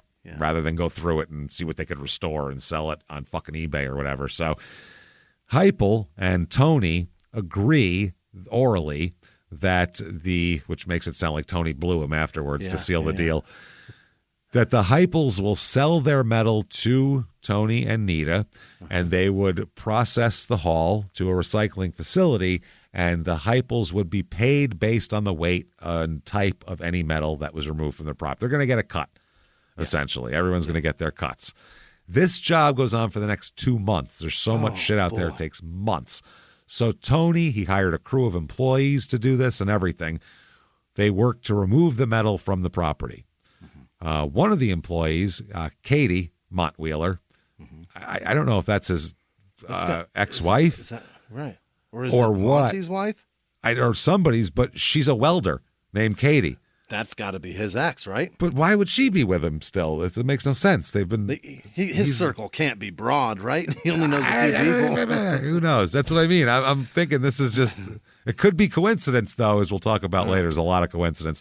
She used welding equipment to cut apart the larger pieces of scrap metal so it could be more easily transported and everything like that. Yeah, torched it apart. They loaded the metal onto trucks and hauled it to different recycling facilities, depending on what metal it was and all that kind of shit. So at one of the facilities, United Metals, the protocol went like this. Vendor would bring in a load of metals there. Staff weighed them, weighed the loaded truck, then reweighed the truck after the metal was unloaded. Right. Then there you go. Dropped. Yep. Yeah, like when you're trying to see how much your dog weighs. Right. You weigh yourself first, pick them up. The vendor's payment was based on the difference in weight, obviously. So the company paid the vendor directly and did not identify the source of metal. Now, in September and October 2010, Nita and Tony and two of their employees delivered loads of metals to United Metals. While they were removing the metals, they periodically made payments to the Heupel family.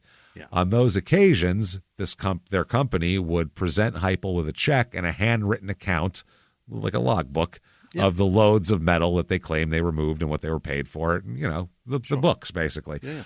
On the last day of the job, Nita asks Eric Heupel to sign an accounting thing, like a sign off on the receipt. He said, no, I won't do it. Oh. He believed they had failed to properly account for all the loads they hauled away. Thought they were fucking him over. He thinks there's more, yeah. Which I don't blame him for thinking that. He thought that the document did not account for the final load that had been taken from the property. Okay, now, this goes big enough for the cops to get involved.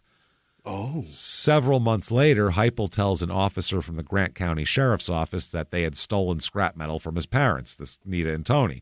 Right.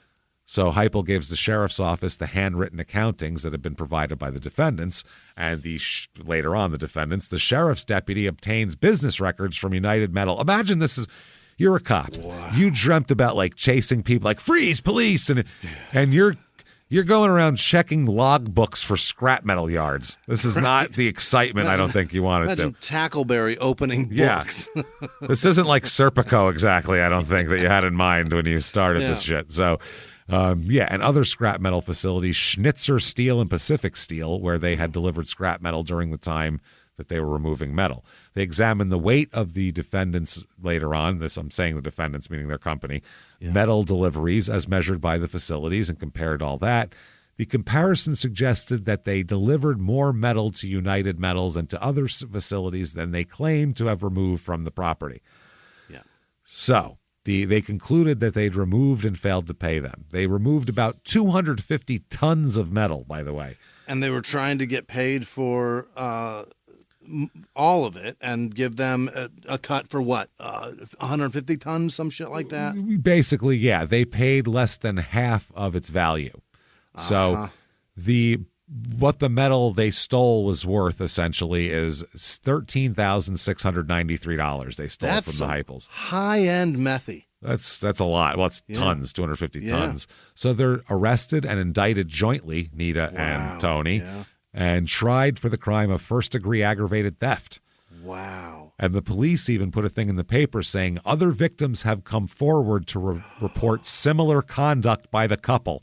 That's how they behave. And victims are asked to call they had like a special line set up if you were a victim of these scrap metal scammers. If you're family been diagnosed with lung cancer? Yeah, mesothelioma. If you drank the water at Camp Lejeune, because this is crazy. How's your vaginal match? Speaking of crazy, December 7th, 2010, Nita and Tony get married. What? Now that they're all indicted together and everything, you might as well get married together. What the fuck? He still lives in subsidized housing, by the way, in Ontario. And he would spend weekends in Weiser, Idaho, like Budweiser, Sure. when he had custody a lot of times of the two kids, because he would take the two kids he had with Katie Gill on the weekends. And they said Tony would just go into a bedroom and close the door, and the kids would be left out with Anita. Oh, no. He's just like, watch these, please. Yeah. It's my time with my kids. Yeah. And this was in the attic apartment that they built for her. And Susan, her mom, Nita's mom, said, I would hear stomping and screaming and yelling. And Susan says the only reason she thinks Nita put up with this was because of her mental illness. She said, bipolar people do some things that let you know that they want somebody to love them. And that's what Tony provided. Tony was a manipulator. Sure. And he was in the same fucking boat. So they're, you know what I mean? The two of them. They go to trial in 2012 here. For the financial shit. For the scrap metal shit. Yeah. He's got an insanity defense. Sure. I'm so insane I stole scrap metal, which is I can't count sometimes. Wow, my insanity makes me not be able to count or be honest here, which is fucking incredible. They say that they're talking about mental illness here. There's a lot of articles about what makes you mentally ill and whatever. And basically it's some states have no, like Idaho has no mentally ill, like no guilty by insanity, none of that shit. Really? You could be literally, Sybil from the fucking movie they showed you in health class with 18 personalities, not know what the fuck you did. You're still guilty or not guilty. That's it. Oh, boy. Either they let you go or they put you in prison. So they don't have any of that shit. There's a few states passed laws that did that.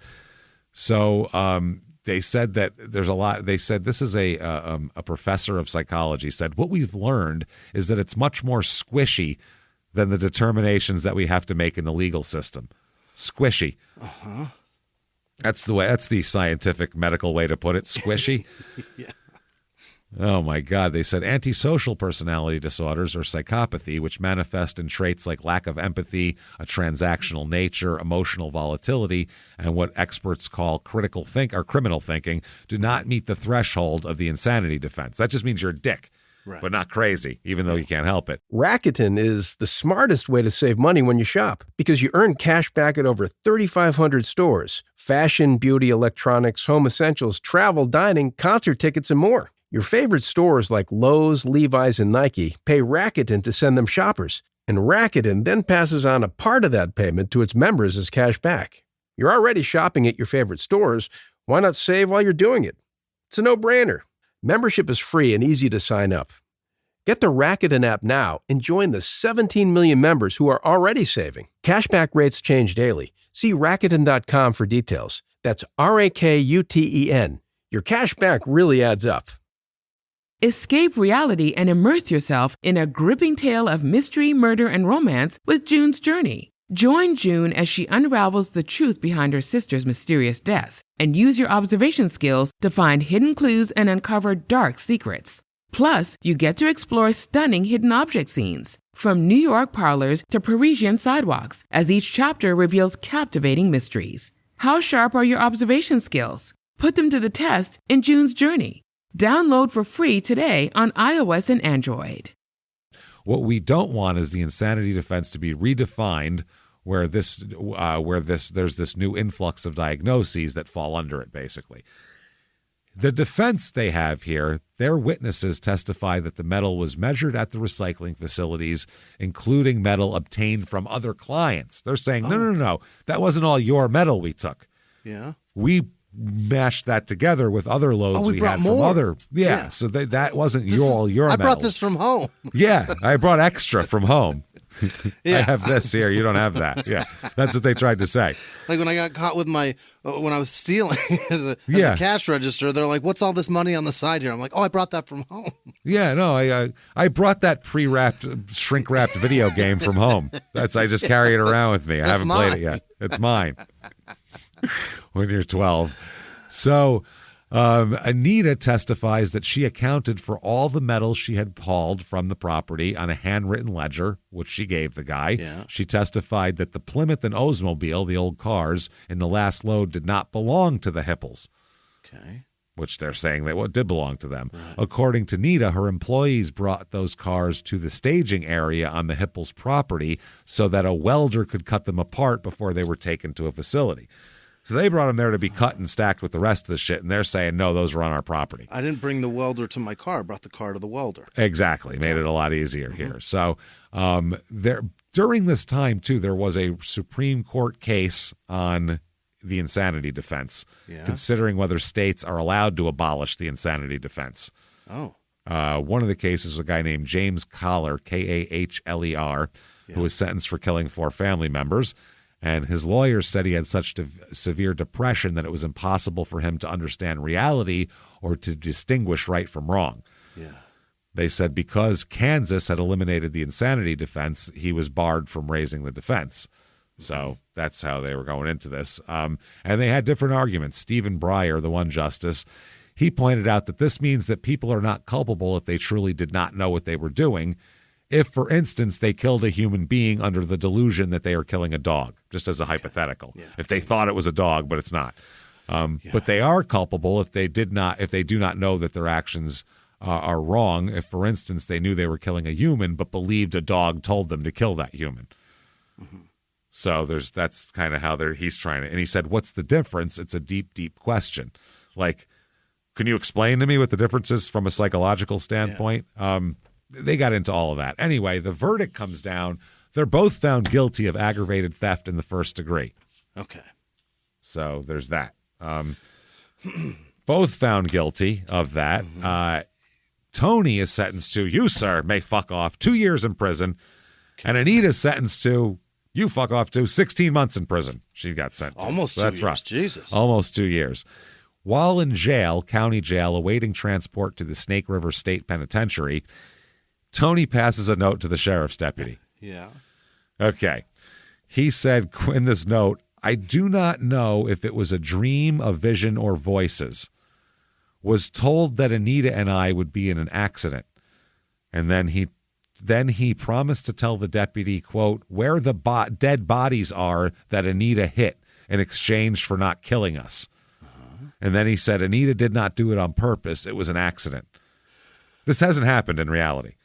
Oh, there's no bodies. There's no bodies. There's no anything. He's saying, I don't know if it was a dream, a vision, or voices, or it was real, but I was told that Anita and I would be in an accident and there's going to be dead bodies. So he's trying to make a future deal where if you don't kill me, I'll tell you where these future dead bodies are when they happen.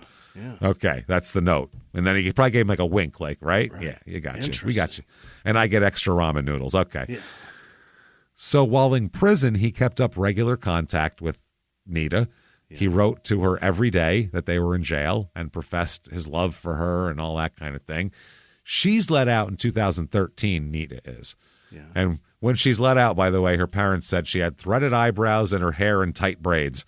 She went straight. Wow. She went to prison quick. Yes, she did. It was a year, and she's like, I'm in. She got a job at Dickinson Frozen Foods, which is they hire a lot of felons, this place. It's it's an onion processing plant in Fruitland, Idaho. God damn it. Only felons will work at the onion processing plant. That's rough. She smells terrific. Now, she talks to her family a little bit about possibly wanting a divorce in 2013, and her family said he would sweet-talk her and tell her that he wouldn't do it again, and she was a rescuer. She had such a big heart. She always found a man who needed fixing. Yeah. There you go. So 2014, this is nearing the end of his prison sentence for Tony. The psychiatric board, one of the members requested a spot for him at multiple residential facilities, and all of them rejected him. Okay. One of them run by Lifeways in Ontario called McNary Place. Its medical director, Dr. John Bates, by the way. Yeah. Remember this name, Dr. John Bates. He grew up with Tony in Halfway. He knew Halfway. He knew him from Halfway, Oregon, when he lived on the dairy farm. Bates's father was the principal of the high school. Uh-oh. And Dr. John Bates had played on the football team with Tony. He loves him. So he said, he can't be in one of my facilities because it's not fair. Right. That's a conflict for sure. He called the past relationship an unavoidable conflict. Like that couldn't be avoided. April 21st, 2014, he's released from the state prison and transferred to the Oregon State Hospital. Okay. And I guess it underwent a $458 million renovation. Wow. Oh, yeah. They changed the whole fucking joint here. They could not find a community health center, one of these halfway house type places, to take his case. So there was little opportunity of him getting released here. As long as he remained under the jurisdiction of the board, which was another 50 years, he could be in the hospital forever for scrap metal charges. Golly. So he said the only way he could get out was a full discharge. So in April of 2014, he says that he told doctors and social workers, quote, I know I don't have a mental illness. I'm fine. I need to be let out of the whole thing. Yeah. Released. I know. Yeah. In April of 2016, the county court vacates both of their theft convictions, by the way. Him and Nita. They vacate their convictions. I don't know why. I guess it's on appeals here. I read the whole appeal, but the murder coming up is much more interesting than a scrap metal appeals case. So somehow it was overturned anyway. It's overturned. They were already out, so who gives a shit? Gee, thanks, guys. Well, already got my eyebrows threaded and fucking my scalp hurts from these braids, but thanks. Yeah. Fuck. Okay. December 7th, 2016, he takes his big swing here. He gets a state doctor will testify in front of this board that Tony has been faking mental illness for 20 years to avoid prison. His whole life. His whole life. He said the hearing lasted more than 2 hours. Montwheeler testified for about 8.5 minutes. When a state official asked if he'd ever had trouble sleeping, he said, no, I've always been able to sleep at night, which we know isn't true. That's not true, right? We know it's not true, but he's saying he's totally sane and he's fine. Yeah. They said, had you ever been depressed or felt like life wasn't worth living? No. And he said, I've always been happy. I love life. I'm always happy. Let me out now. I've never cried. Never. He said, I've never been depressed. Never been depressed. That's crazy for anyone to say, especially someone whose mother was murdered when he was 6. Didn't depress you at all? Not at all. We're keeping you. Yeah, because you're fucked up in the head. You got something wrong with you. What about the time you ran over that dog? No? Remember that? Oh, you loved that. So when the guy pressed and said, you've never had any trouble getting out of bed and going about your activities, he said, no, I've always showed up for work. I've always been Johnny on the spot. So he said that his lawyer in the kidnapping case back in the day when all this insanity stuff started gave him a copy of the DSM manual, the psychiatric diagnostic manual. Yeah. Gave him that. Gave him a copy and told him to feign insanity. Find something fucking, here are your options of things you can be. Okay. Pick one of those and do it. Yeah. So that's what he says. He said, as for the hearing of the voices of deceased loved ones, he told the board, quote, I basically made that up to, I guess, make myself sound crazy. I didn't hear anything. I had no choice, or I had a choice. Either I could go to prison or I could take an insanity plea and go to the hospital. All I got to do is make myself sound like I'm crazy, and that's the route I took. I've been using the system and I'm done. Okay. So, yeah, that's fucking wild here. A state psychologist warned the board that family members would be targets should he become violent, by the way, again. Right. It's going to be family members again, so just so you know. Close to him, yeah. His attorney objected and asserted that for the first time, now, I'm telling you I've been fooling doctors, I'm not going to hurt anybody. Mm-hmm. So that's very interesting. One of the psychiatric review board's director, Allison Bort, said he lied about it. He malingered. That's his testimony, that he didn't actually have a mental disorder. I think it was devastating to everyone in that was the decision that had to be made. I think if there was any way the board could have held on to him, they would have. He was dangerous, but not because of a qualifying mental disorder. He's a dick, but we don't pay $18,000 a month or whatever for dicks. Right. Yeah. So they said there was never any indication he was experiencing active symptoms, and he revealed to me that he was taking medication just to keep up the reasonable deception. And they said it would be very difficult to hide a serious mental illness for 2 years. And they said the last 2 years he's been in prison. He hasn't taken any pills or anything. Yeah. And so he's been fine. So December 2016, it's a discharge hearing. They asked him, why now? Why is it just coming out now that you lied initially? And he said, well, he was on the outside. He could work and still stay in the group home and not have to pay rent or anything like that. So he said, under the board's, care, he said, you have privileges. In some ways, you get special treatment.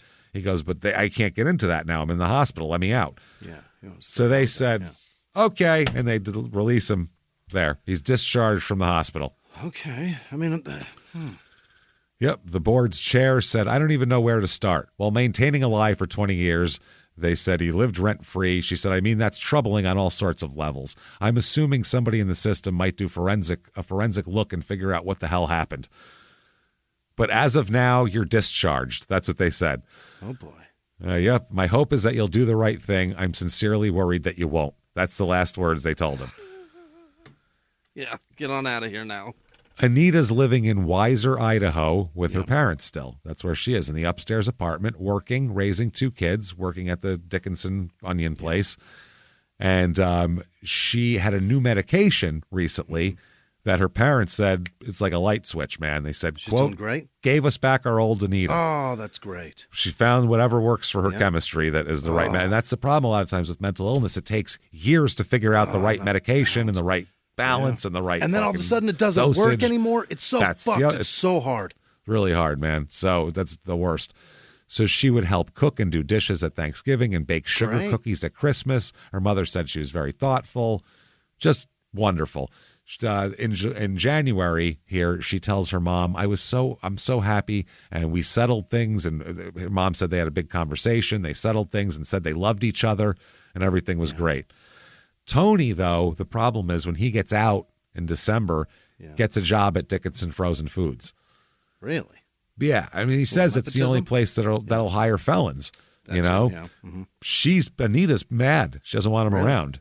They're in a dispute. They divorced while he was in the hospital. Okay. And later on, she charged $1,700 in phone bills, loan payments, and various Amazon orders to his debit card. And he's pissed. Some of it was without his permission. Oh, boy.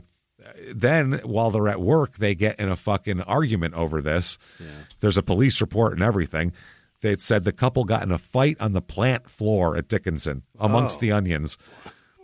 About Amazon orders. Where Tony threatened her with releasing sexual videos of her he had in his possession.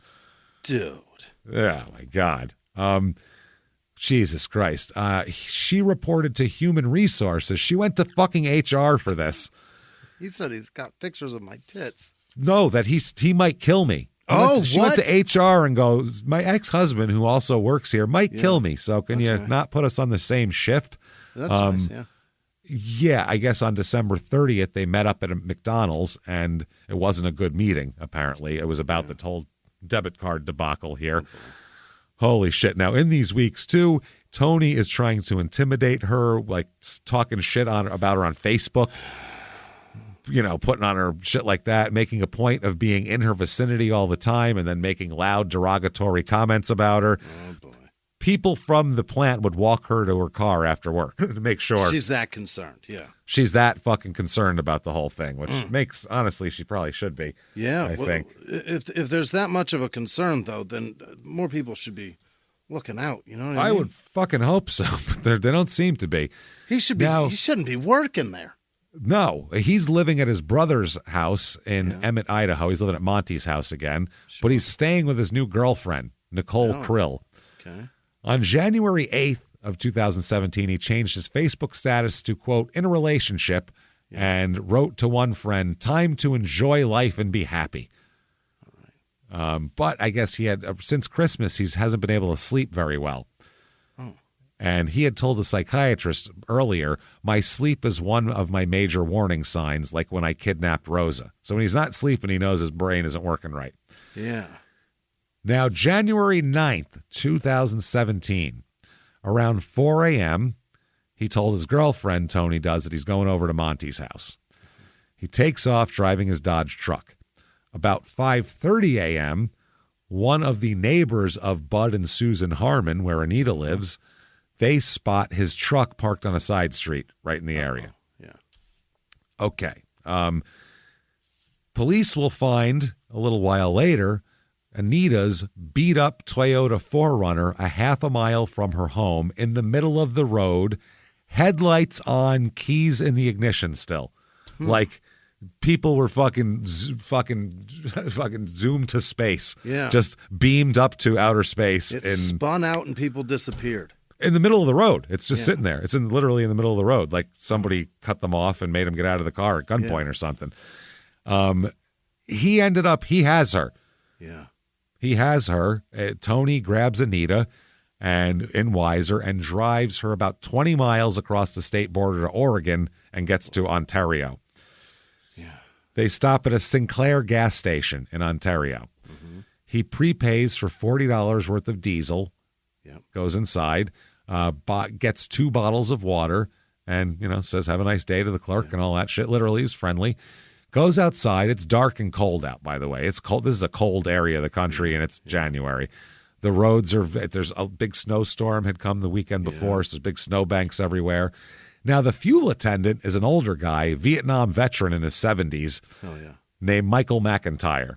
He is the guy who does the gas pumping here. Oh, okay. He does it? Yes, because I think it's like Jersey, Oregon. Don't they pump your gas for you there? I don't know. I believe. I've never driven there. Yeah. No, we Uber around there. So this guy is waiting to fill up the pickup outside. Because Tony went into prepay, and this guy's standing outside to have it click on the thing so he can pump it. Yeah.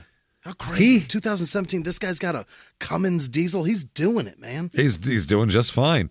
So he hears some sounds coming from the cab. This guy McIntyre, and he looks into the cab, and in the passenger seat, holding up her arms with her wrists bound to the seatbelt with plastic zip ties, is fucking Nita. This sounds familiar, huh? Yeah.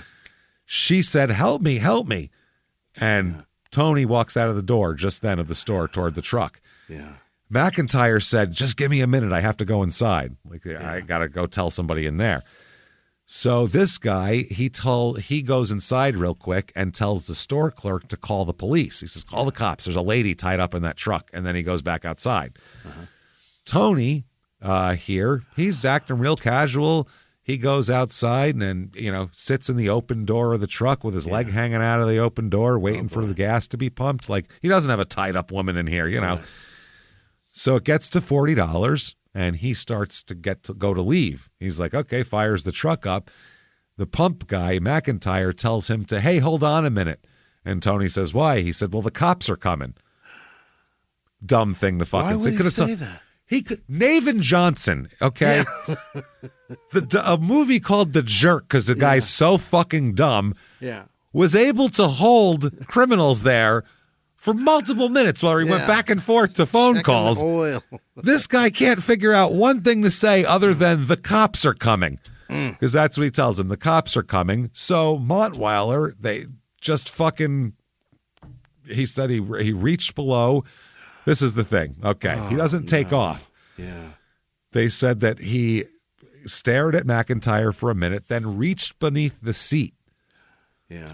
Pulls out, they said he came up with a wide-eyed, crazy expression. Yep. Pulls up a fillet knife, like a fishing fillet knife. Yeah.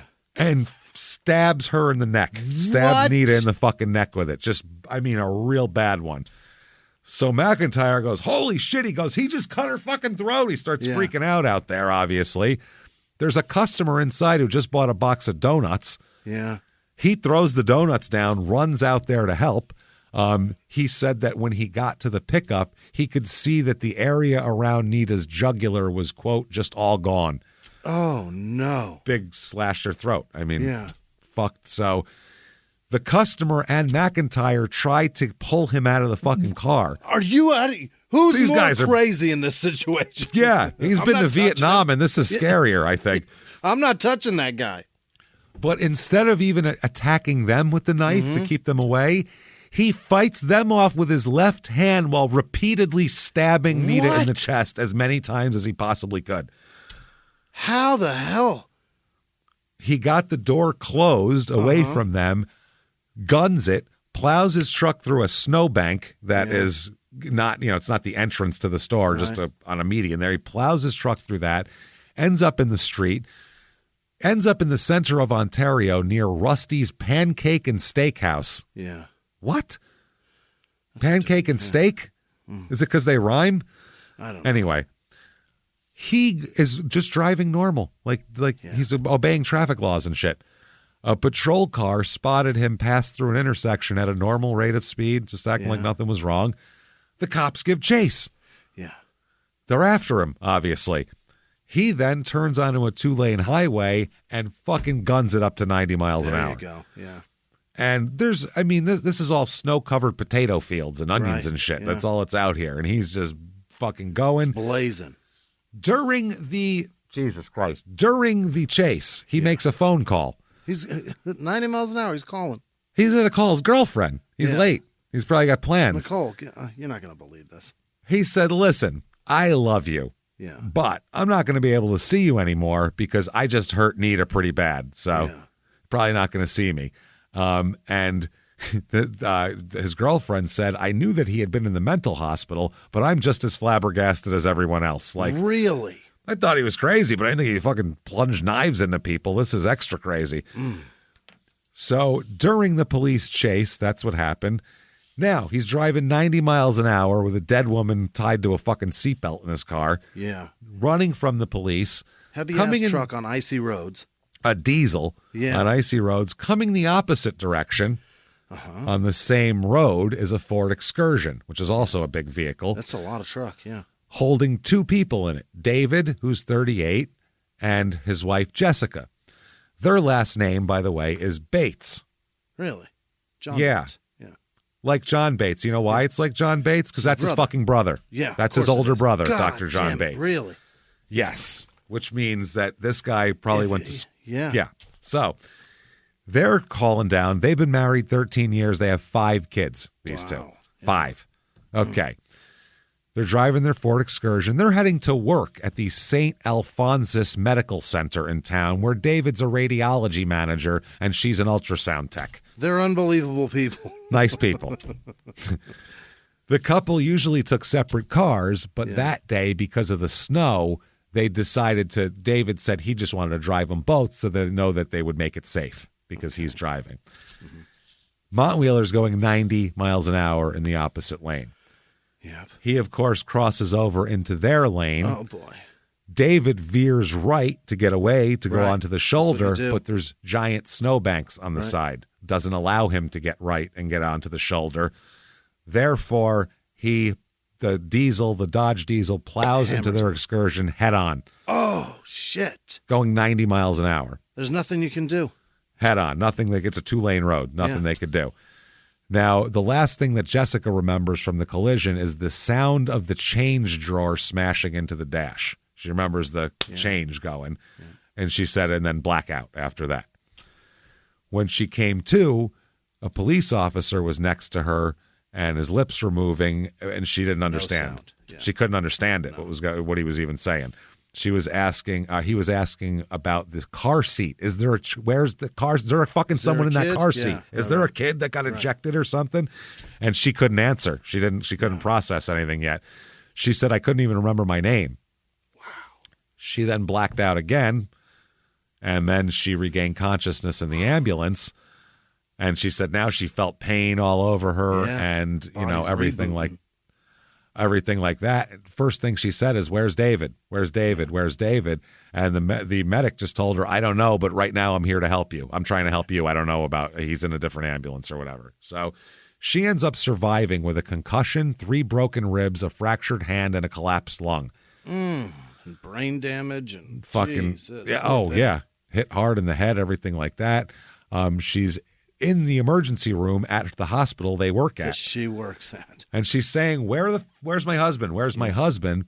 And they told her they didn't answer. They were just working on her injuries and everything like that. But she insisted, where's my husband? He was pronounced dead at the scene. He didn't even make it to the hospital. Oh, no. Yeah. He's dead at the scene. He had a really bad, he was driving and it was bad. It was a bad and he scene. veered right, so he took more of it than she did, probably. Oh, yeah. He got hit with the brunt of it. It hit the corner of that fucking pillar, absolutely. It crushed into him and everything. It's really, really bad. Now, Tony because he's a crazy fucking asshole, Why would suffered he be hurt only at all? minor injuries. Why would he be hurt at all? Minor. My fucking two people almost died. Crashed into anything going 90. Minor injuries. God. Only a real asshole would fucking be that. Oh, my God. They said that night he's in the hospital, and he asked for a cup of ice at one point and occasionally complained he was in a little bit of pain. Yeah. He told the nurse that I'm in the hospital because I fell down. She knows, right? The nurse said, no, you were in a really crazy car accident where you hit somebody going 90 miles an hour head on. And he said, quote, that's not true. Don't go there because I'm here because I fell. Don't go there. Don't go there. Talk to the hand, he said. He's like, I'm pulling out any of my 90s vocabulary I can. Talk to the hand, mister. Don't go there. I'll tell you something. Holy shit. Yeah. So the crazy part is, obviously, the irony that Dr. John fucking Bates is David's brother. Right. And His Dr. older John brother. Bates would have said, keep him in jail. Not in jail, in the thing, rather than be released. He could have been under their supervision and not out in the world doing what he was doing. They said that fucking, wow. Oh, John was Bates's younger brother, so David was the older brother. Okay. John said it's just turned into this ironic nightmare. If I had taken him into McNary, he'd still be under the board and all of this would not have happened. I'd still have my brother. Can you imagine that? Feeling how the fuck you would feel? That's insane. So they search Tony's truck here. Yeah. They find an empty package of latex gloves, heavy-duty zip ties, a roll of duct tape, 100 feet of rope, a small pair of binoculars, a black nylon scabbard on the driver's side floor, and next to the passenger seat, the bloody fillet knife. And he had a plan. Yeah. He knew what he was going doing. to hold up somewhere. Yeah. He had binoculars to see when people were coming. And he probably used those to find her.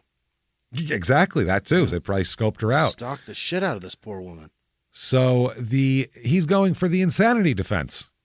Obviously, even though he just said I'm not crazy at all. Yeah, and that's a lot of preparation for a guy that's not crazy. That's the thing is you can prepare and still be crazy. That's premeditation doesn't mean, it doesn't mean that it just means that you don't know what you did was wrong. That's crazy. That's you can the prepare difference. for shit you don't think is wrong. You could be a genius and have this preparation, but you just don't know it's wrong to do it. You think it's fine. That's not you thought you were killing an alien, not a person. You know what I mean? Like that kind of shit. So it's very technical in the law. It's weird. That's fucking strange. And I've read so much about it for this case. It's crazy. So they said he's going for insanity. This is when he was going for insanity a few years back now. Yeah. This is, 6-7 years ago. They said the insanity defense right now is pursued in fewer than 1% of all criminal trials. Really? Now, a lot of that would be because those are probably smaller things. If you get arrested for, they're stealing something, you're not going to plead insanity considering for that. Everything. Yeah, that's all trials. Right. It's only successful about 1/4 of the time. So 1/4 of 1% of these trials get found this way. So basically no people get found criminally insane. So the controversies over it, they say, tend to mask a deeper crisis of mental illness in the criminal justice system because that's the problem here. According to the most recent estimates, 37% of prisoners and 44% of jail inmates have been told by a mental health professional at some point in their lives that they have some sort of disorder. Okay. They got a problem. But they're not treated in there is the issue because, it's not what we do. It's not what jail does. Right. So at the same time, they said 200,000 ex-offenders with severe mental illnesses are currently living in communities throughout the U.S. And they said about 77% of them will be arrested in the next 5 years for more violent crimes, probably. So they said that it's hard. So there's a big newspaper piece here. This is the Maller Enterprise. Now, the Maller Enterprise ended up winning a bunch of awards. Really? for getting information that the board was trying to keep private.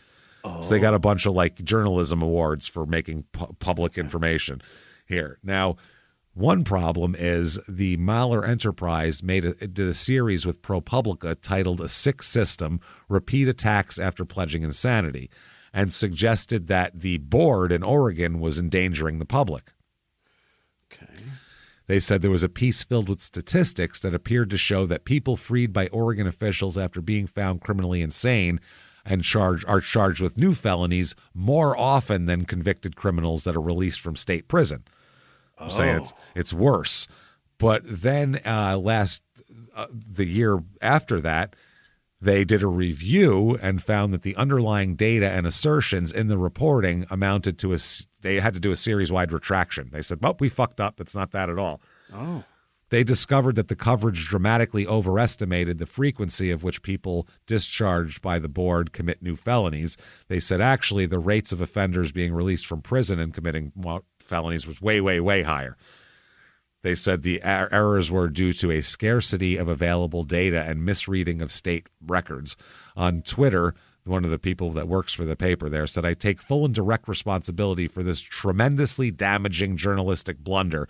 This doesn't represent the spirit of those who labor day in and day out at this newspaper. We will atone. So they fucked up. Yeah. So they tried to say that they tried to say that the crazy people are more dangerous than the people that are career criminals. Yeah, at least in the Oregon board thing. Yeah. But instead, it comes out that that's not true at all. But yeah. June 20th, 2017, Tony is ordered to the state hospital to determine if he's fit for trial. Okay. The Oregon Psychiatric Board is suing to block the release of records of his at this point, too. But yeah, then the governor, Kate Brown of Oregon, stepped in and ordered the records released. So, fucking release them. People deserve, which makes sense. This is Dr. Octavio Choi, which sounds like he's mixing two different ethnicities. A board that's interesting. I want a name like that. Mexican Asian? I want a name. Well, I got a long Italian last name. Just give me like an Asian first name. I guess it'd be fine.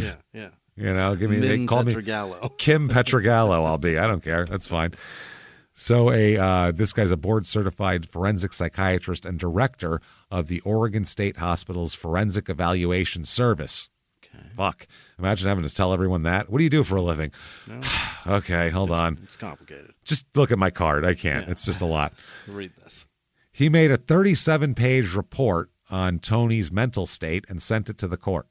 Good Lord. Imagine that. The report concluded that Tony needed hospital care before he could assist in his own defense.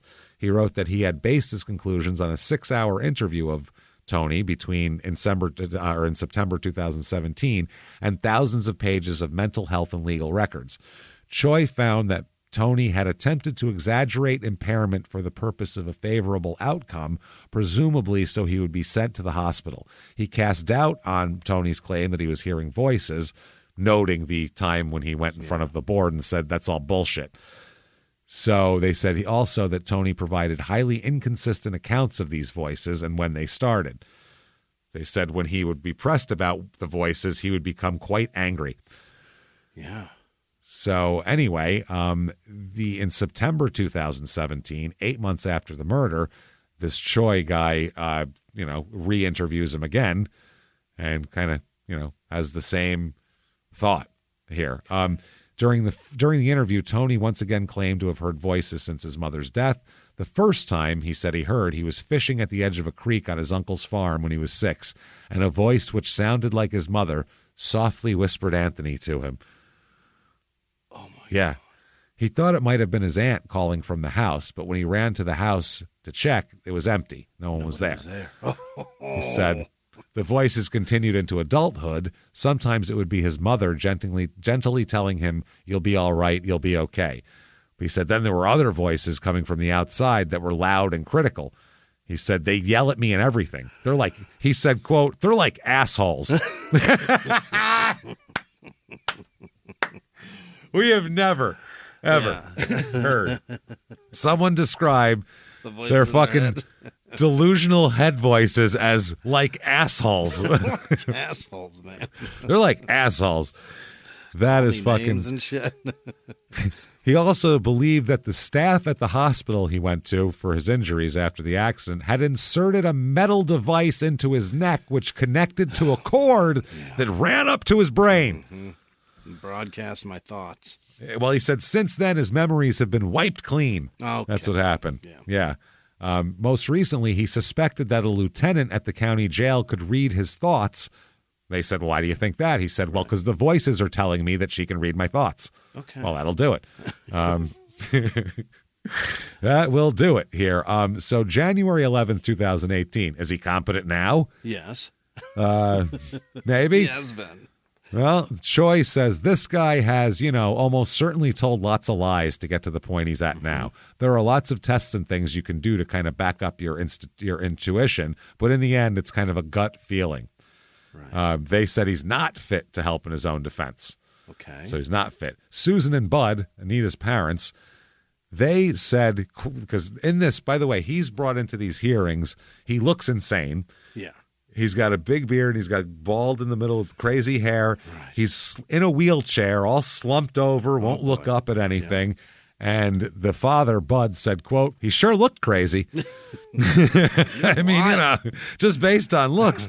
He said never once lifted his head. But Susan doesn't believe it. Mom says it looked like he was faking being mentally ill. And she's seen okay. It. Yeah. If he goes back to some kind of mental facility, he's going to be doing the same thing he got away with before. So they said they were raising Anita's youngest child, who is now 15. And she said, we got a kid here, and it's anniversary of the daughter's death. And fuck, man. They said they brought flowers to the Sinclair gas station on the 1-year anniversary. Oh, God. That's not where you want to go to your daughter's remains, at the Pump Sinclair 6. station. That's not a good place to be.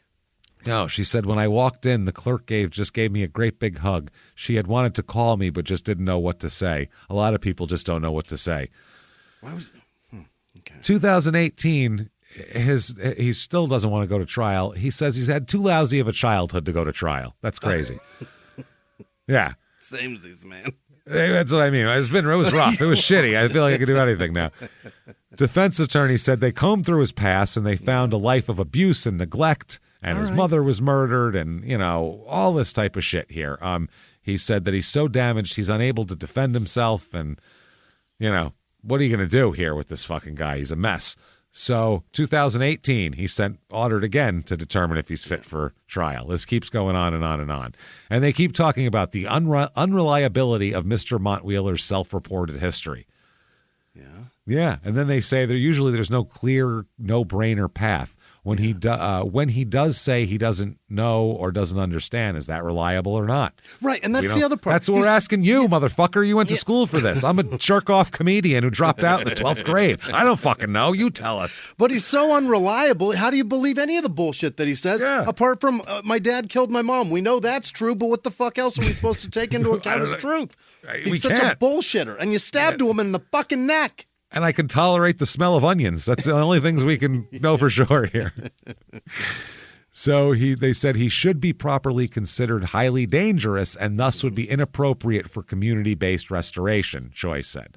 The ruling, the judge said, quote, this case is close. I have a serious concern about the defendant's potential for malingering, but on balance, I don't believe I have a basis to contest. And I do agree with Dr. Choi's report, and I'm going to define the defendant unable to aid and assist, and I will be sending him to the hospital for treatment. The families are super pissed at this. By the way, Jessica Bates is going to sue the Psychiatric Security Review Board and the state also, and that's going to be later dismissed by a judge, though. It's dismissed. Yeah. The attorneys were arguing that Tony's discharge hearing was improperly conducted and that board members were insufficiently trained to determine his mental condition and that the decision to discharge created foreseeable risk to the public. Yeah, and even if we had a trial about this, if John Bates's shit is has a conflict of interest based on letting him out, he's certainly got a conflict of interest now. He can't say that he's crazy because your brother's dead, man. Yeah, he's fucking dead.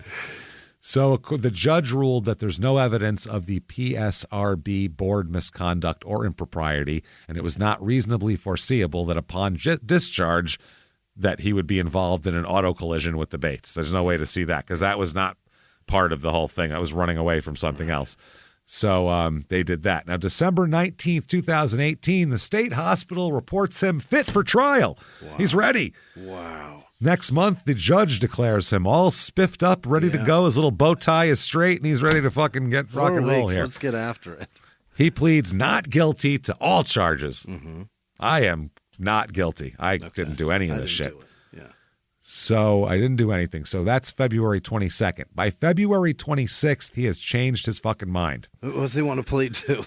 Now he wants to plead guilty to everything. Okay. Changed his mind because they told him, dude, people watched you do it. We got so many witnesses. You can plead guilty but insane or whatever, but you can't just say you didn't fucking do it. That's crazy. So during sentencing, Anita's son, Lucas, testifies here.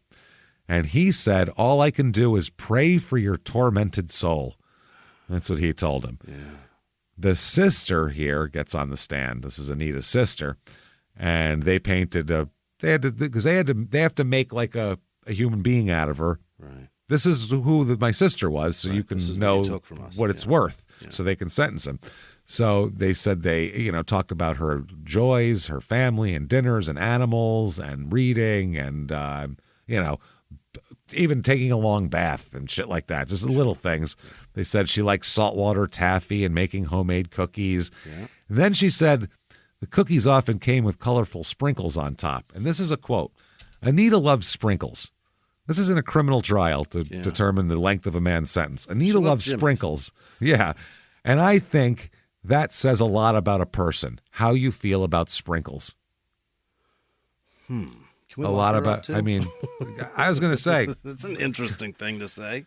She then said that while going through her sister's belongings, she found more than 100 bottles of sprinkles in her house. Jars of sprinkles. She really wanted to put sprinkles on everything. I'm going to sprinkle the world, goddammit. She's right. That's a fucking great person. By the way, there's nothing more I love than fucking chocolate or rainbow sprinkles on any form of ice cream. The ice cream is just a delivery device for the sprinkles, because that's all I want. They do look great on everything. So it just... Especially when they're soft and not too stale. If they don't crunch, that's a good one. I don't want they're soft. Oh, they're so fucking But they good. Just make everything look fucking happy. Oh, they're great. She's got a great point. That's a very weird thing to say, but it's super strange. But also, I can't disagree with the lady. That's what I'm telling you. She's talking sprinkles. I'm like, I fucking love sprinkles. I got to be honest with you. If someone comes up to me and offers me sprinkles, I'm going to go, that's probably a cool person. They got sprinkles. I'm sitting there with my fucking book open and I'm taking notes at this trial. I'm looking at her fucking cockeyed when she first says it. And then I'm going, this lady's making sense. She's talking to us all this stuff. And then she just goes, Anita loves sprinkles. So I'm going to be like, what? Is that the name of a horse or something? Is that a horse's name? Sprinkles? Is that her dog? Yeah. Oh, no, sprinkles. Well, fuck, I like sprinkles too. All right, I'm feeling you now. I get it now. Okay. All right. Oh, man. The sister goes on to say that these crimes have terrorized her. She said, I used to be fearless. Now I am a fearful redhead. I have anxiety. I don't sleep at night. I don't know what her hair color matters, but she's a very interesting lady. Her a lot. Yeah, Stacy's cracking me up here. I want her to wander around with me and say wild shit. She's great. It seems random as fuck, right? She's just going to... Just a worrisome redhead. Yeah, okay. Hope you put your snow tires on because it's July. All right. Cool. Sounds good, honey. Oh, wow. So... Then Stacy says this, quote, I have no words of anger toward Tony. Okay. God loves Tony as much as he loves me. Which, if you're a religious person, that's how you're fucking supposed to handle this shit. Yeah. You're not supposed to go, well, I think, I should pick the vengeance that form of everything because that's how some people do it. So that's nice, actually. At one point, she began to weep, and she said, I wonder what her body felt like when he stabbed her. I hate that I wasn't there to protect her. Jessica gets up there, too. Jessica says it's Jessica Bates. It's obvious you caused a huge amount of hurt and loss. It still feels surreal. I want you to know that I forgive you. I really do hope this will give you pause to stop and seek God.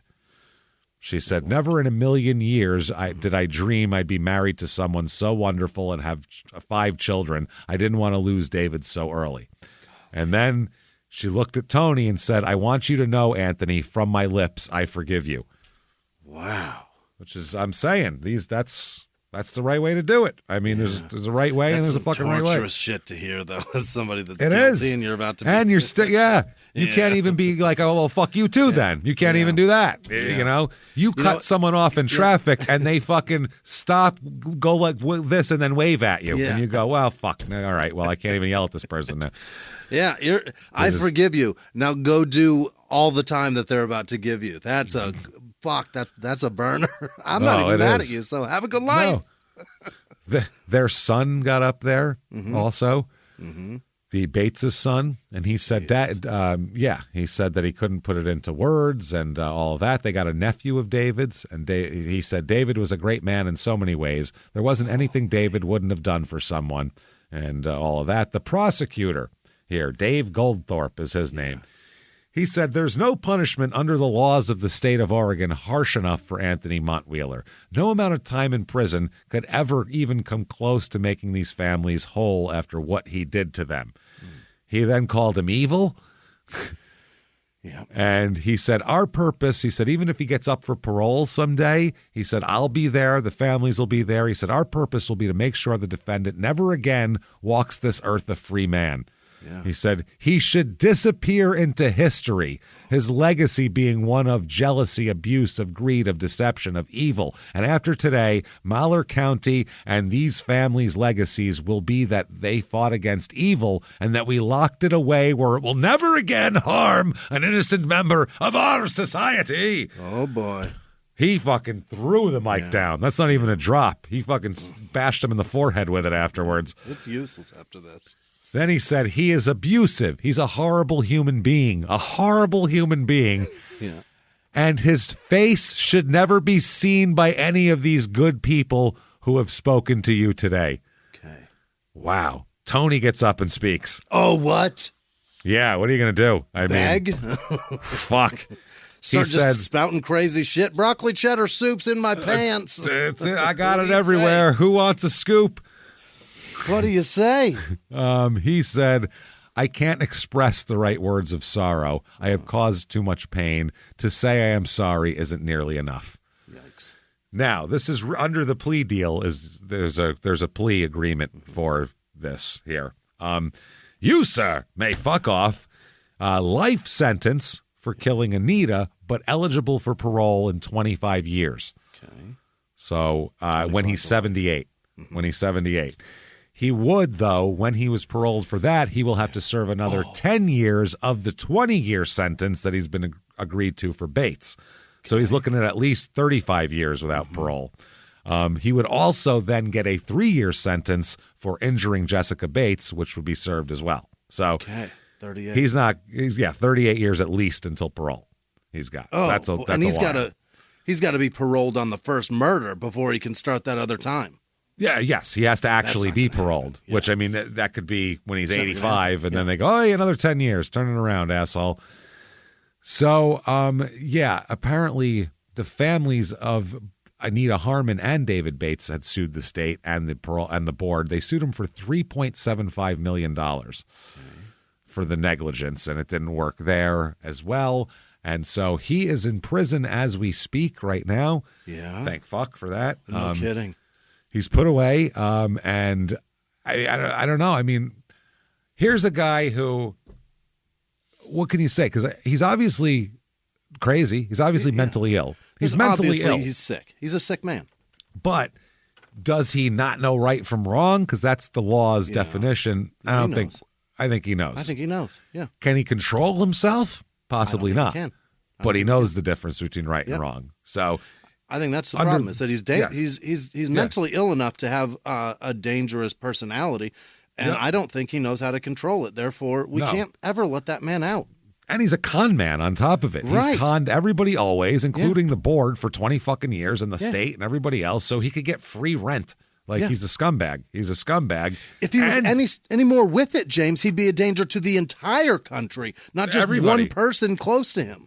Yes, he's just a danger to his family at this point, but he would be a danger to any and everybody if he wasn't. Absolutely. And this guy, I don't know. What do you? This is the gray area of society where we don't exactly know what the fuck to do with these people, because they're obviously nuts, right? But we can't. He's with but they're enough not to be a career criminal. That's what I'm saying. Exactly. Yeah. But he also is hardcore bipolar and all that. So it's like, okay, well, what do you do? Well, you put him in prison, but then we don't really have, I don't know. We don't have anything in prison. Have the infrastructure for that. But even when he's on the road should. to... That's the problem. Right. Well, even when he's on the road to being a functional member of society, owning a business, he's manipulating that, he's too, scamming. for personal he's gain. Scheming. He's scamming. That was his... second time getting busted for scrap metal stealing. You know what I mean? So like the lowest of the low. Yeah. Scrap metal stealing. It's people just pick it up off the side of the road. It's free, for fuck's sake. And you stole it? Golly, man. This fucking guy, I don't know what, because when you look over his court stuff, he's constantly being arrested. Yeah. From 1990, from the time he's 22 up until the time he's in prison, he is constantly in police custody. There's a problem. He's getting sued. He's fucking being arrested. He's a fucking issue. So there he is, everybody. That is Ontario, Oregon, and a fucking crazy story. Am I right? Jesus Christ. Man. I think we hit you hard this week. It feels like that was a systemic issue in that family. In that family. Yeah. No, it's not going to stop. That's why I hope his kids are okay. Yeah. Because now, his kids' dad's gone again. Emilio! Are you okay, Emilio? I hope you're okay. I hope you're much better off without your dad. Yeah. And, I hope, because mom's okay. She lived and everything. So hopefully mom raised her. Great to be your stepfather. Or didn't kept you away from crazy people. Either one. Hope you're all right, Emilio. So there you go, everybody. That is Ontario, Oregon. If you enjoyed that show, tell everyone about it. Yes. Get on whatever app you're on that you listen to podcasts on and give us 5 stars. Say something nice. Doesn't matter what you say. We don't care. Yeah, I don't care. Just anything. And we're very, very happy.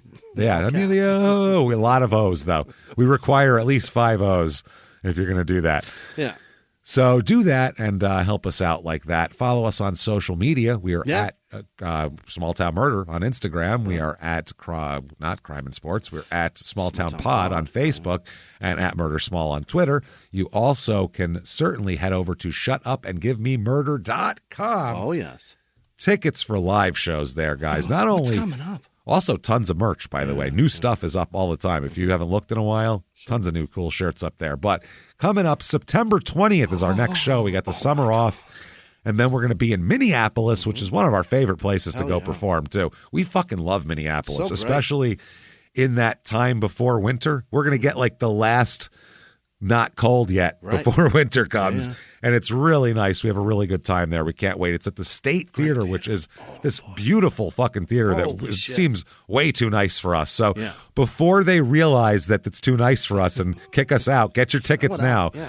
Do it. Sell it out. It'll be our biggest show ever if you do sell it out. Yeah. Next night, we're in Milwaukee at the Pabst. That's almost sold out, so get your tickets immediately if you want to go. Otherwise, there'll be none left.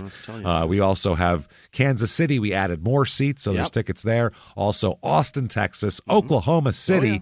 You guys fucking beg us to come there. Sell these fucking tickets. Yeah. We get so much, come to Austin, come to Austin, come to Austin. Buy tickets, buy some tickets, buy some fucking tickets, Austin. We did it, your turn. I swear to God, if they don't fucking sell that out, I will never go back there again for anything.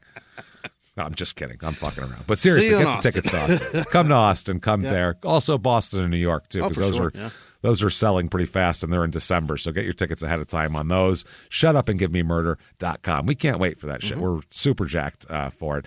And then also Patreon. You want Patreon. Oh, yeah. Patreon.com/crime and sports. If you don't know, Patreon.com/crime in sports. That's the other podcast that we do that you should be listening to, but judging by the numbers, you're not. So, judging by the difference between these two shows, very few of you are actually listening to that. But thank you to the ones that are. Thank you for the ones that are. You are the best. Please press play. Please give it a shot. So anyway, head over there, patreon.com/crime and sports. Anybody $5 a month or above, you can either get a cup of coffee or hundreds of back episodes immediately of bonus stuff you've never heard, and then new ones every other week. And this week is no different. We have one Crime and Sports, one Small Town Murder. You get all of it right here. This week for Crime and Sports, we're going to do something that has nothing to do with sports. Right. We're going to talk about some of the most horrible industrial accidents in history. Oh, boy. Just body counts. Most people eviscerated in the shortest amount of time. Shit like that. Really weird stuff, I'll tell you. That's, you're going to go, at work, everyone's gone, oh, fucking OSHA's a pain in the ass. Trust us. Here's why. We'll tell you why it exists. And you'll go, blood. okay. It's written in fucking bones Lots and blood. lots It's disgusting.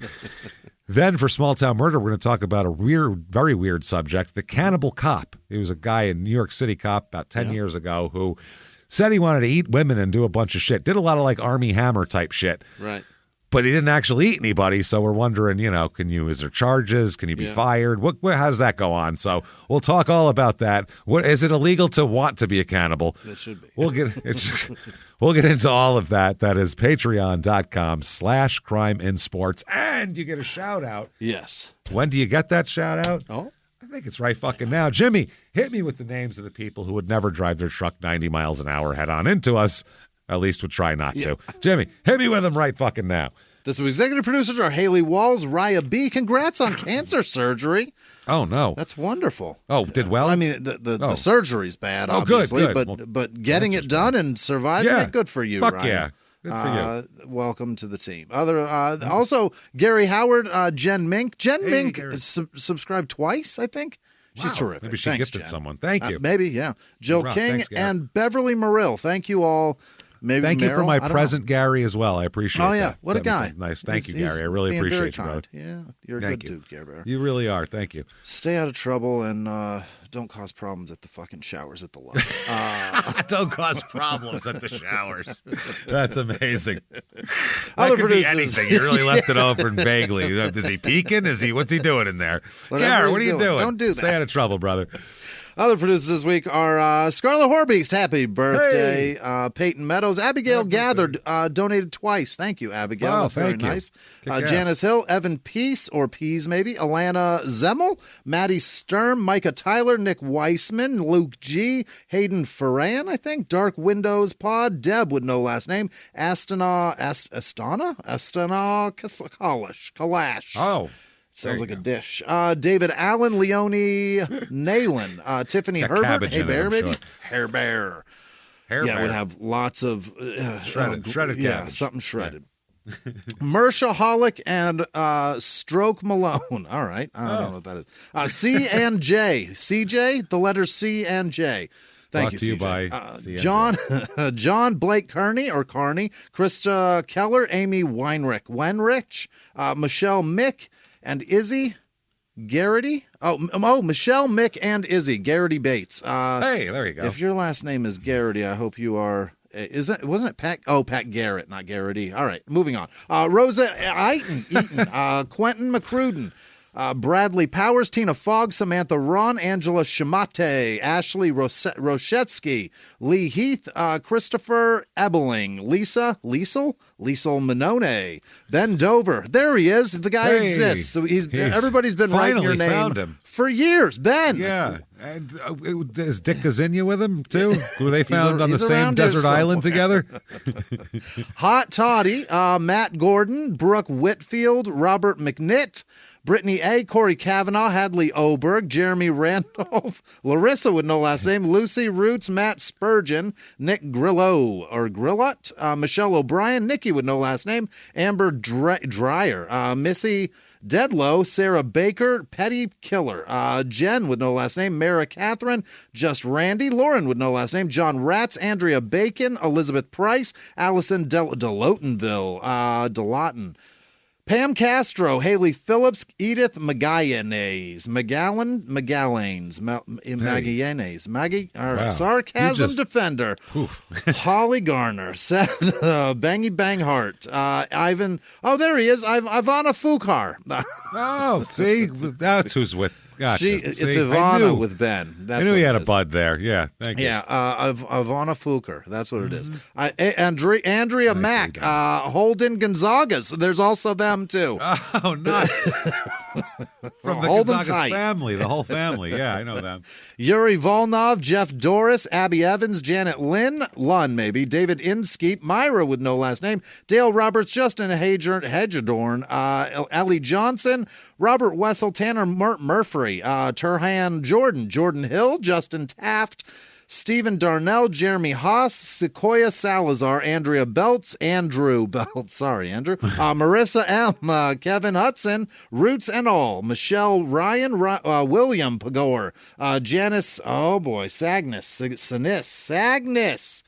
Andrew James, John Giles, maybe Gills, Ryan McKinney, Audibleista, Elise Allison Simonovich, Allison M, Tycho, I think, Tykho. That's Tycho. Jacob Dick, Green, Brienne Sullivan, Tina Davila, Peter Carini, Officer Big Mac, Suzanne Kelly, Jeff Jones, Roy Watson, WLH, Caden Kendricks, Skip Wiley, Nikki with no last name, Zach with no last name, Sue Bull, AMD 420, Jen Mank, that's Jen, there she is again, Mandy with no last name, Patty with no last name, Jeff Scott, Tara Atkins, Troy Fletcher, Stephanie with no last name, Nicholas St. James, Josh Moore, Rhonda Kirkham, Evan McKeern, Chantel Conley, Marielle Van Tune, Amy Cartwright, Matthew Bennett, Casey Bowman, Tara with no last name, Kimberly with no last name, Daryl Schooler, Winona Koshal, Samantha Richard, Denise Parnow, Hayden Bosleve, Nicole, burying them from the corners. Noel Costallo, Cricket on Tour, Jesse, Ibery, Ashley, fucking shit, damn it, Oliviato. That's all right, man. You got a 30-game hitting streak there. That was awesome. We're getting real close. Mosai with no last name, Kevin Chitwood, Cindy Daughter, Philip. Kevin Chitwood? Chitwood with a C. I thought you legit said Shitwood. I was like, somebody called himself. Poor bastard heard it his whole life. The bastard. Yeah, I thought that's what you said. Damn it. Philip per year, Mariah Plotkin, Beth Van Allen, Melissa Abel, John Jeldon, Chris K, Julie Puestos, David Coyle, Adam Trout, John Warren, Jeremy Sopko, Rebecca Holraw, Diana Thomas, Tina Boccioni. You're lucky there was no Italians in your good run there. That's what saved you. Latin Phillips, maybe it's Leighton. Brad Hinderleiter, Spidey Mama 4. Preceded by the other three. Okay. Sarah King, Tara Vanderpool, Kristen Anderson, Mary Beth Southwell, Byron Day, Jessica Villarreal, Claire with no last name, Josephine Brigandi, Abel Martinez, Luis Navarrete, and all of our patrons. You guys are fucking incredible. Thank you, everybody, so much for your wonderfulness, your generosity, and for just hanging out with us. We really do appreciate you. Keep hanging out with us. Listen to this. Listen to Crime and Sports. Listen to your stupid opinions, too. Absolutely. Give it a shot because, again, we can see that most of you haven't tried it. So give it a shot. It's fucking worth it. What, 5 minutes? You don't want to laugh? I don't want to listen to a murder show. It's 5 fucking minutes. All you listen to is murder? No. Listen to something funny. I'm telling you, you'll piss. You try to we dare you, brush your teeth while listening to the fucking show. You will have toothpaste on your fucking mirrors. Absolutely. That is our guarantee. The toothpaste on the mirror guarantee. So check all that out. Keep coming back. You want to follow us on social media? You can do that very easily. ShutUpAndGiveMeMurder.com has drop-down menus, and you click on them and go right there and come and see us and hang out with us. And that said, everybody, until next week, it's been our pleasure. Bye.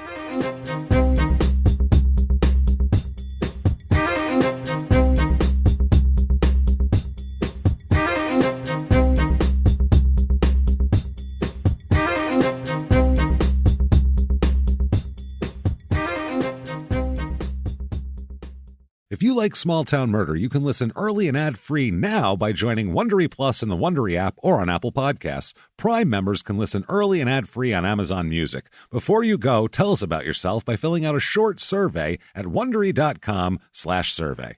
In the 1980s, a rosé swept the country. Hey, Mike, I really like this White Zinfandel. Well, good. Now put it down. I'm going to try another one. White Zin became America's top-selling wine. But most don't know that this sweet drink has a sour history. What began in 1986 with counterfeit bottles, a big fraud, a multi-million-dollar fraud, sent investigators chasing one of the most powerful families in the business, the Licciardis. But the closer the feds got to them, the more dangerous things became. It's a story of deceit. At the time, I was paranoid. Threats. You touch my kids, I will kill you. And murder. With a .22 caliber bullet to the head. What started with a scheme to mislabel wine spilled into a blood-soaked battle for succession. Welcome to Bloodvines. You can binge listen to Bloodvines exclusively and ad-free on Wondery Plus. Join Wondery Plus in the Wondery app, Apple Podcasts, or Spotify.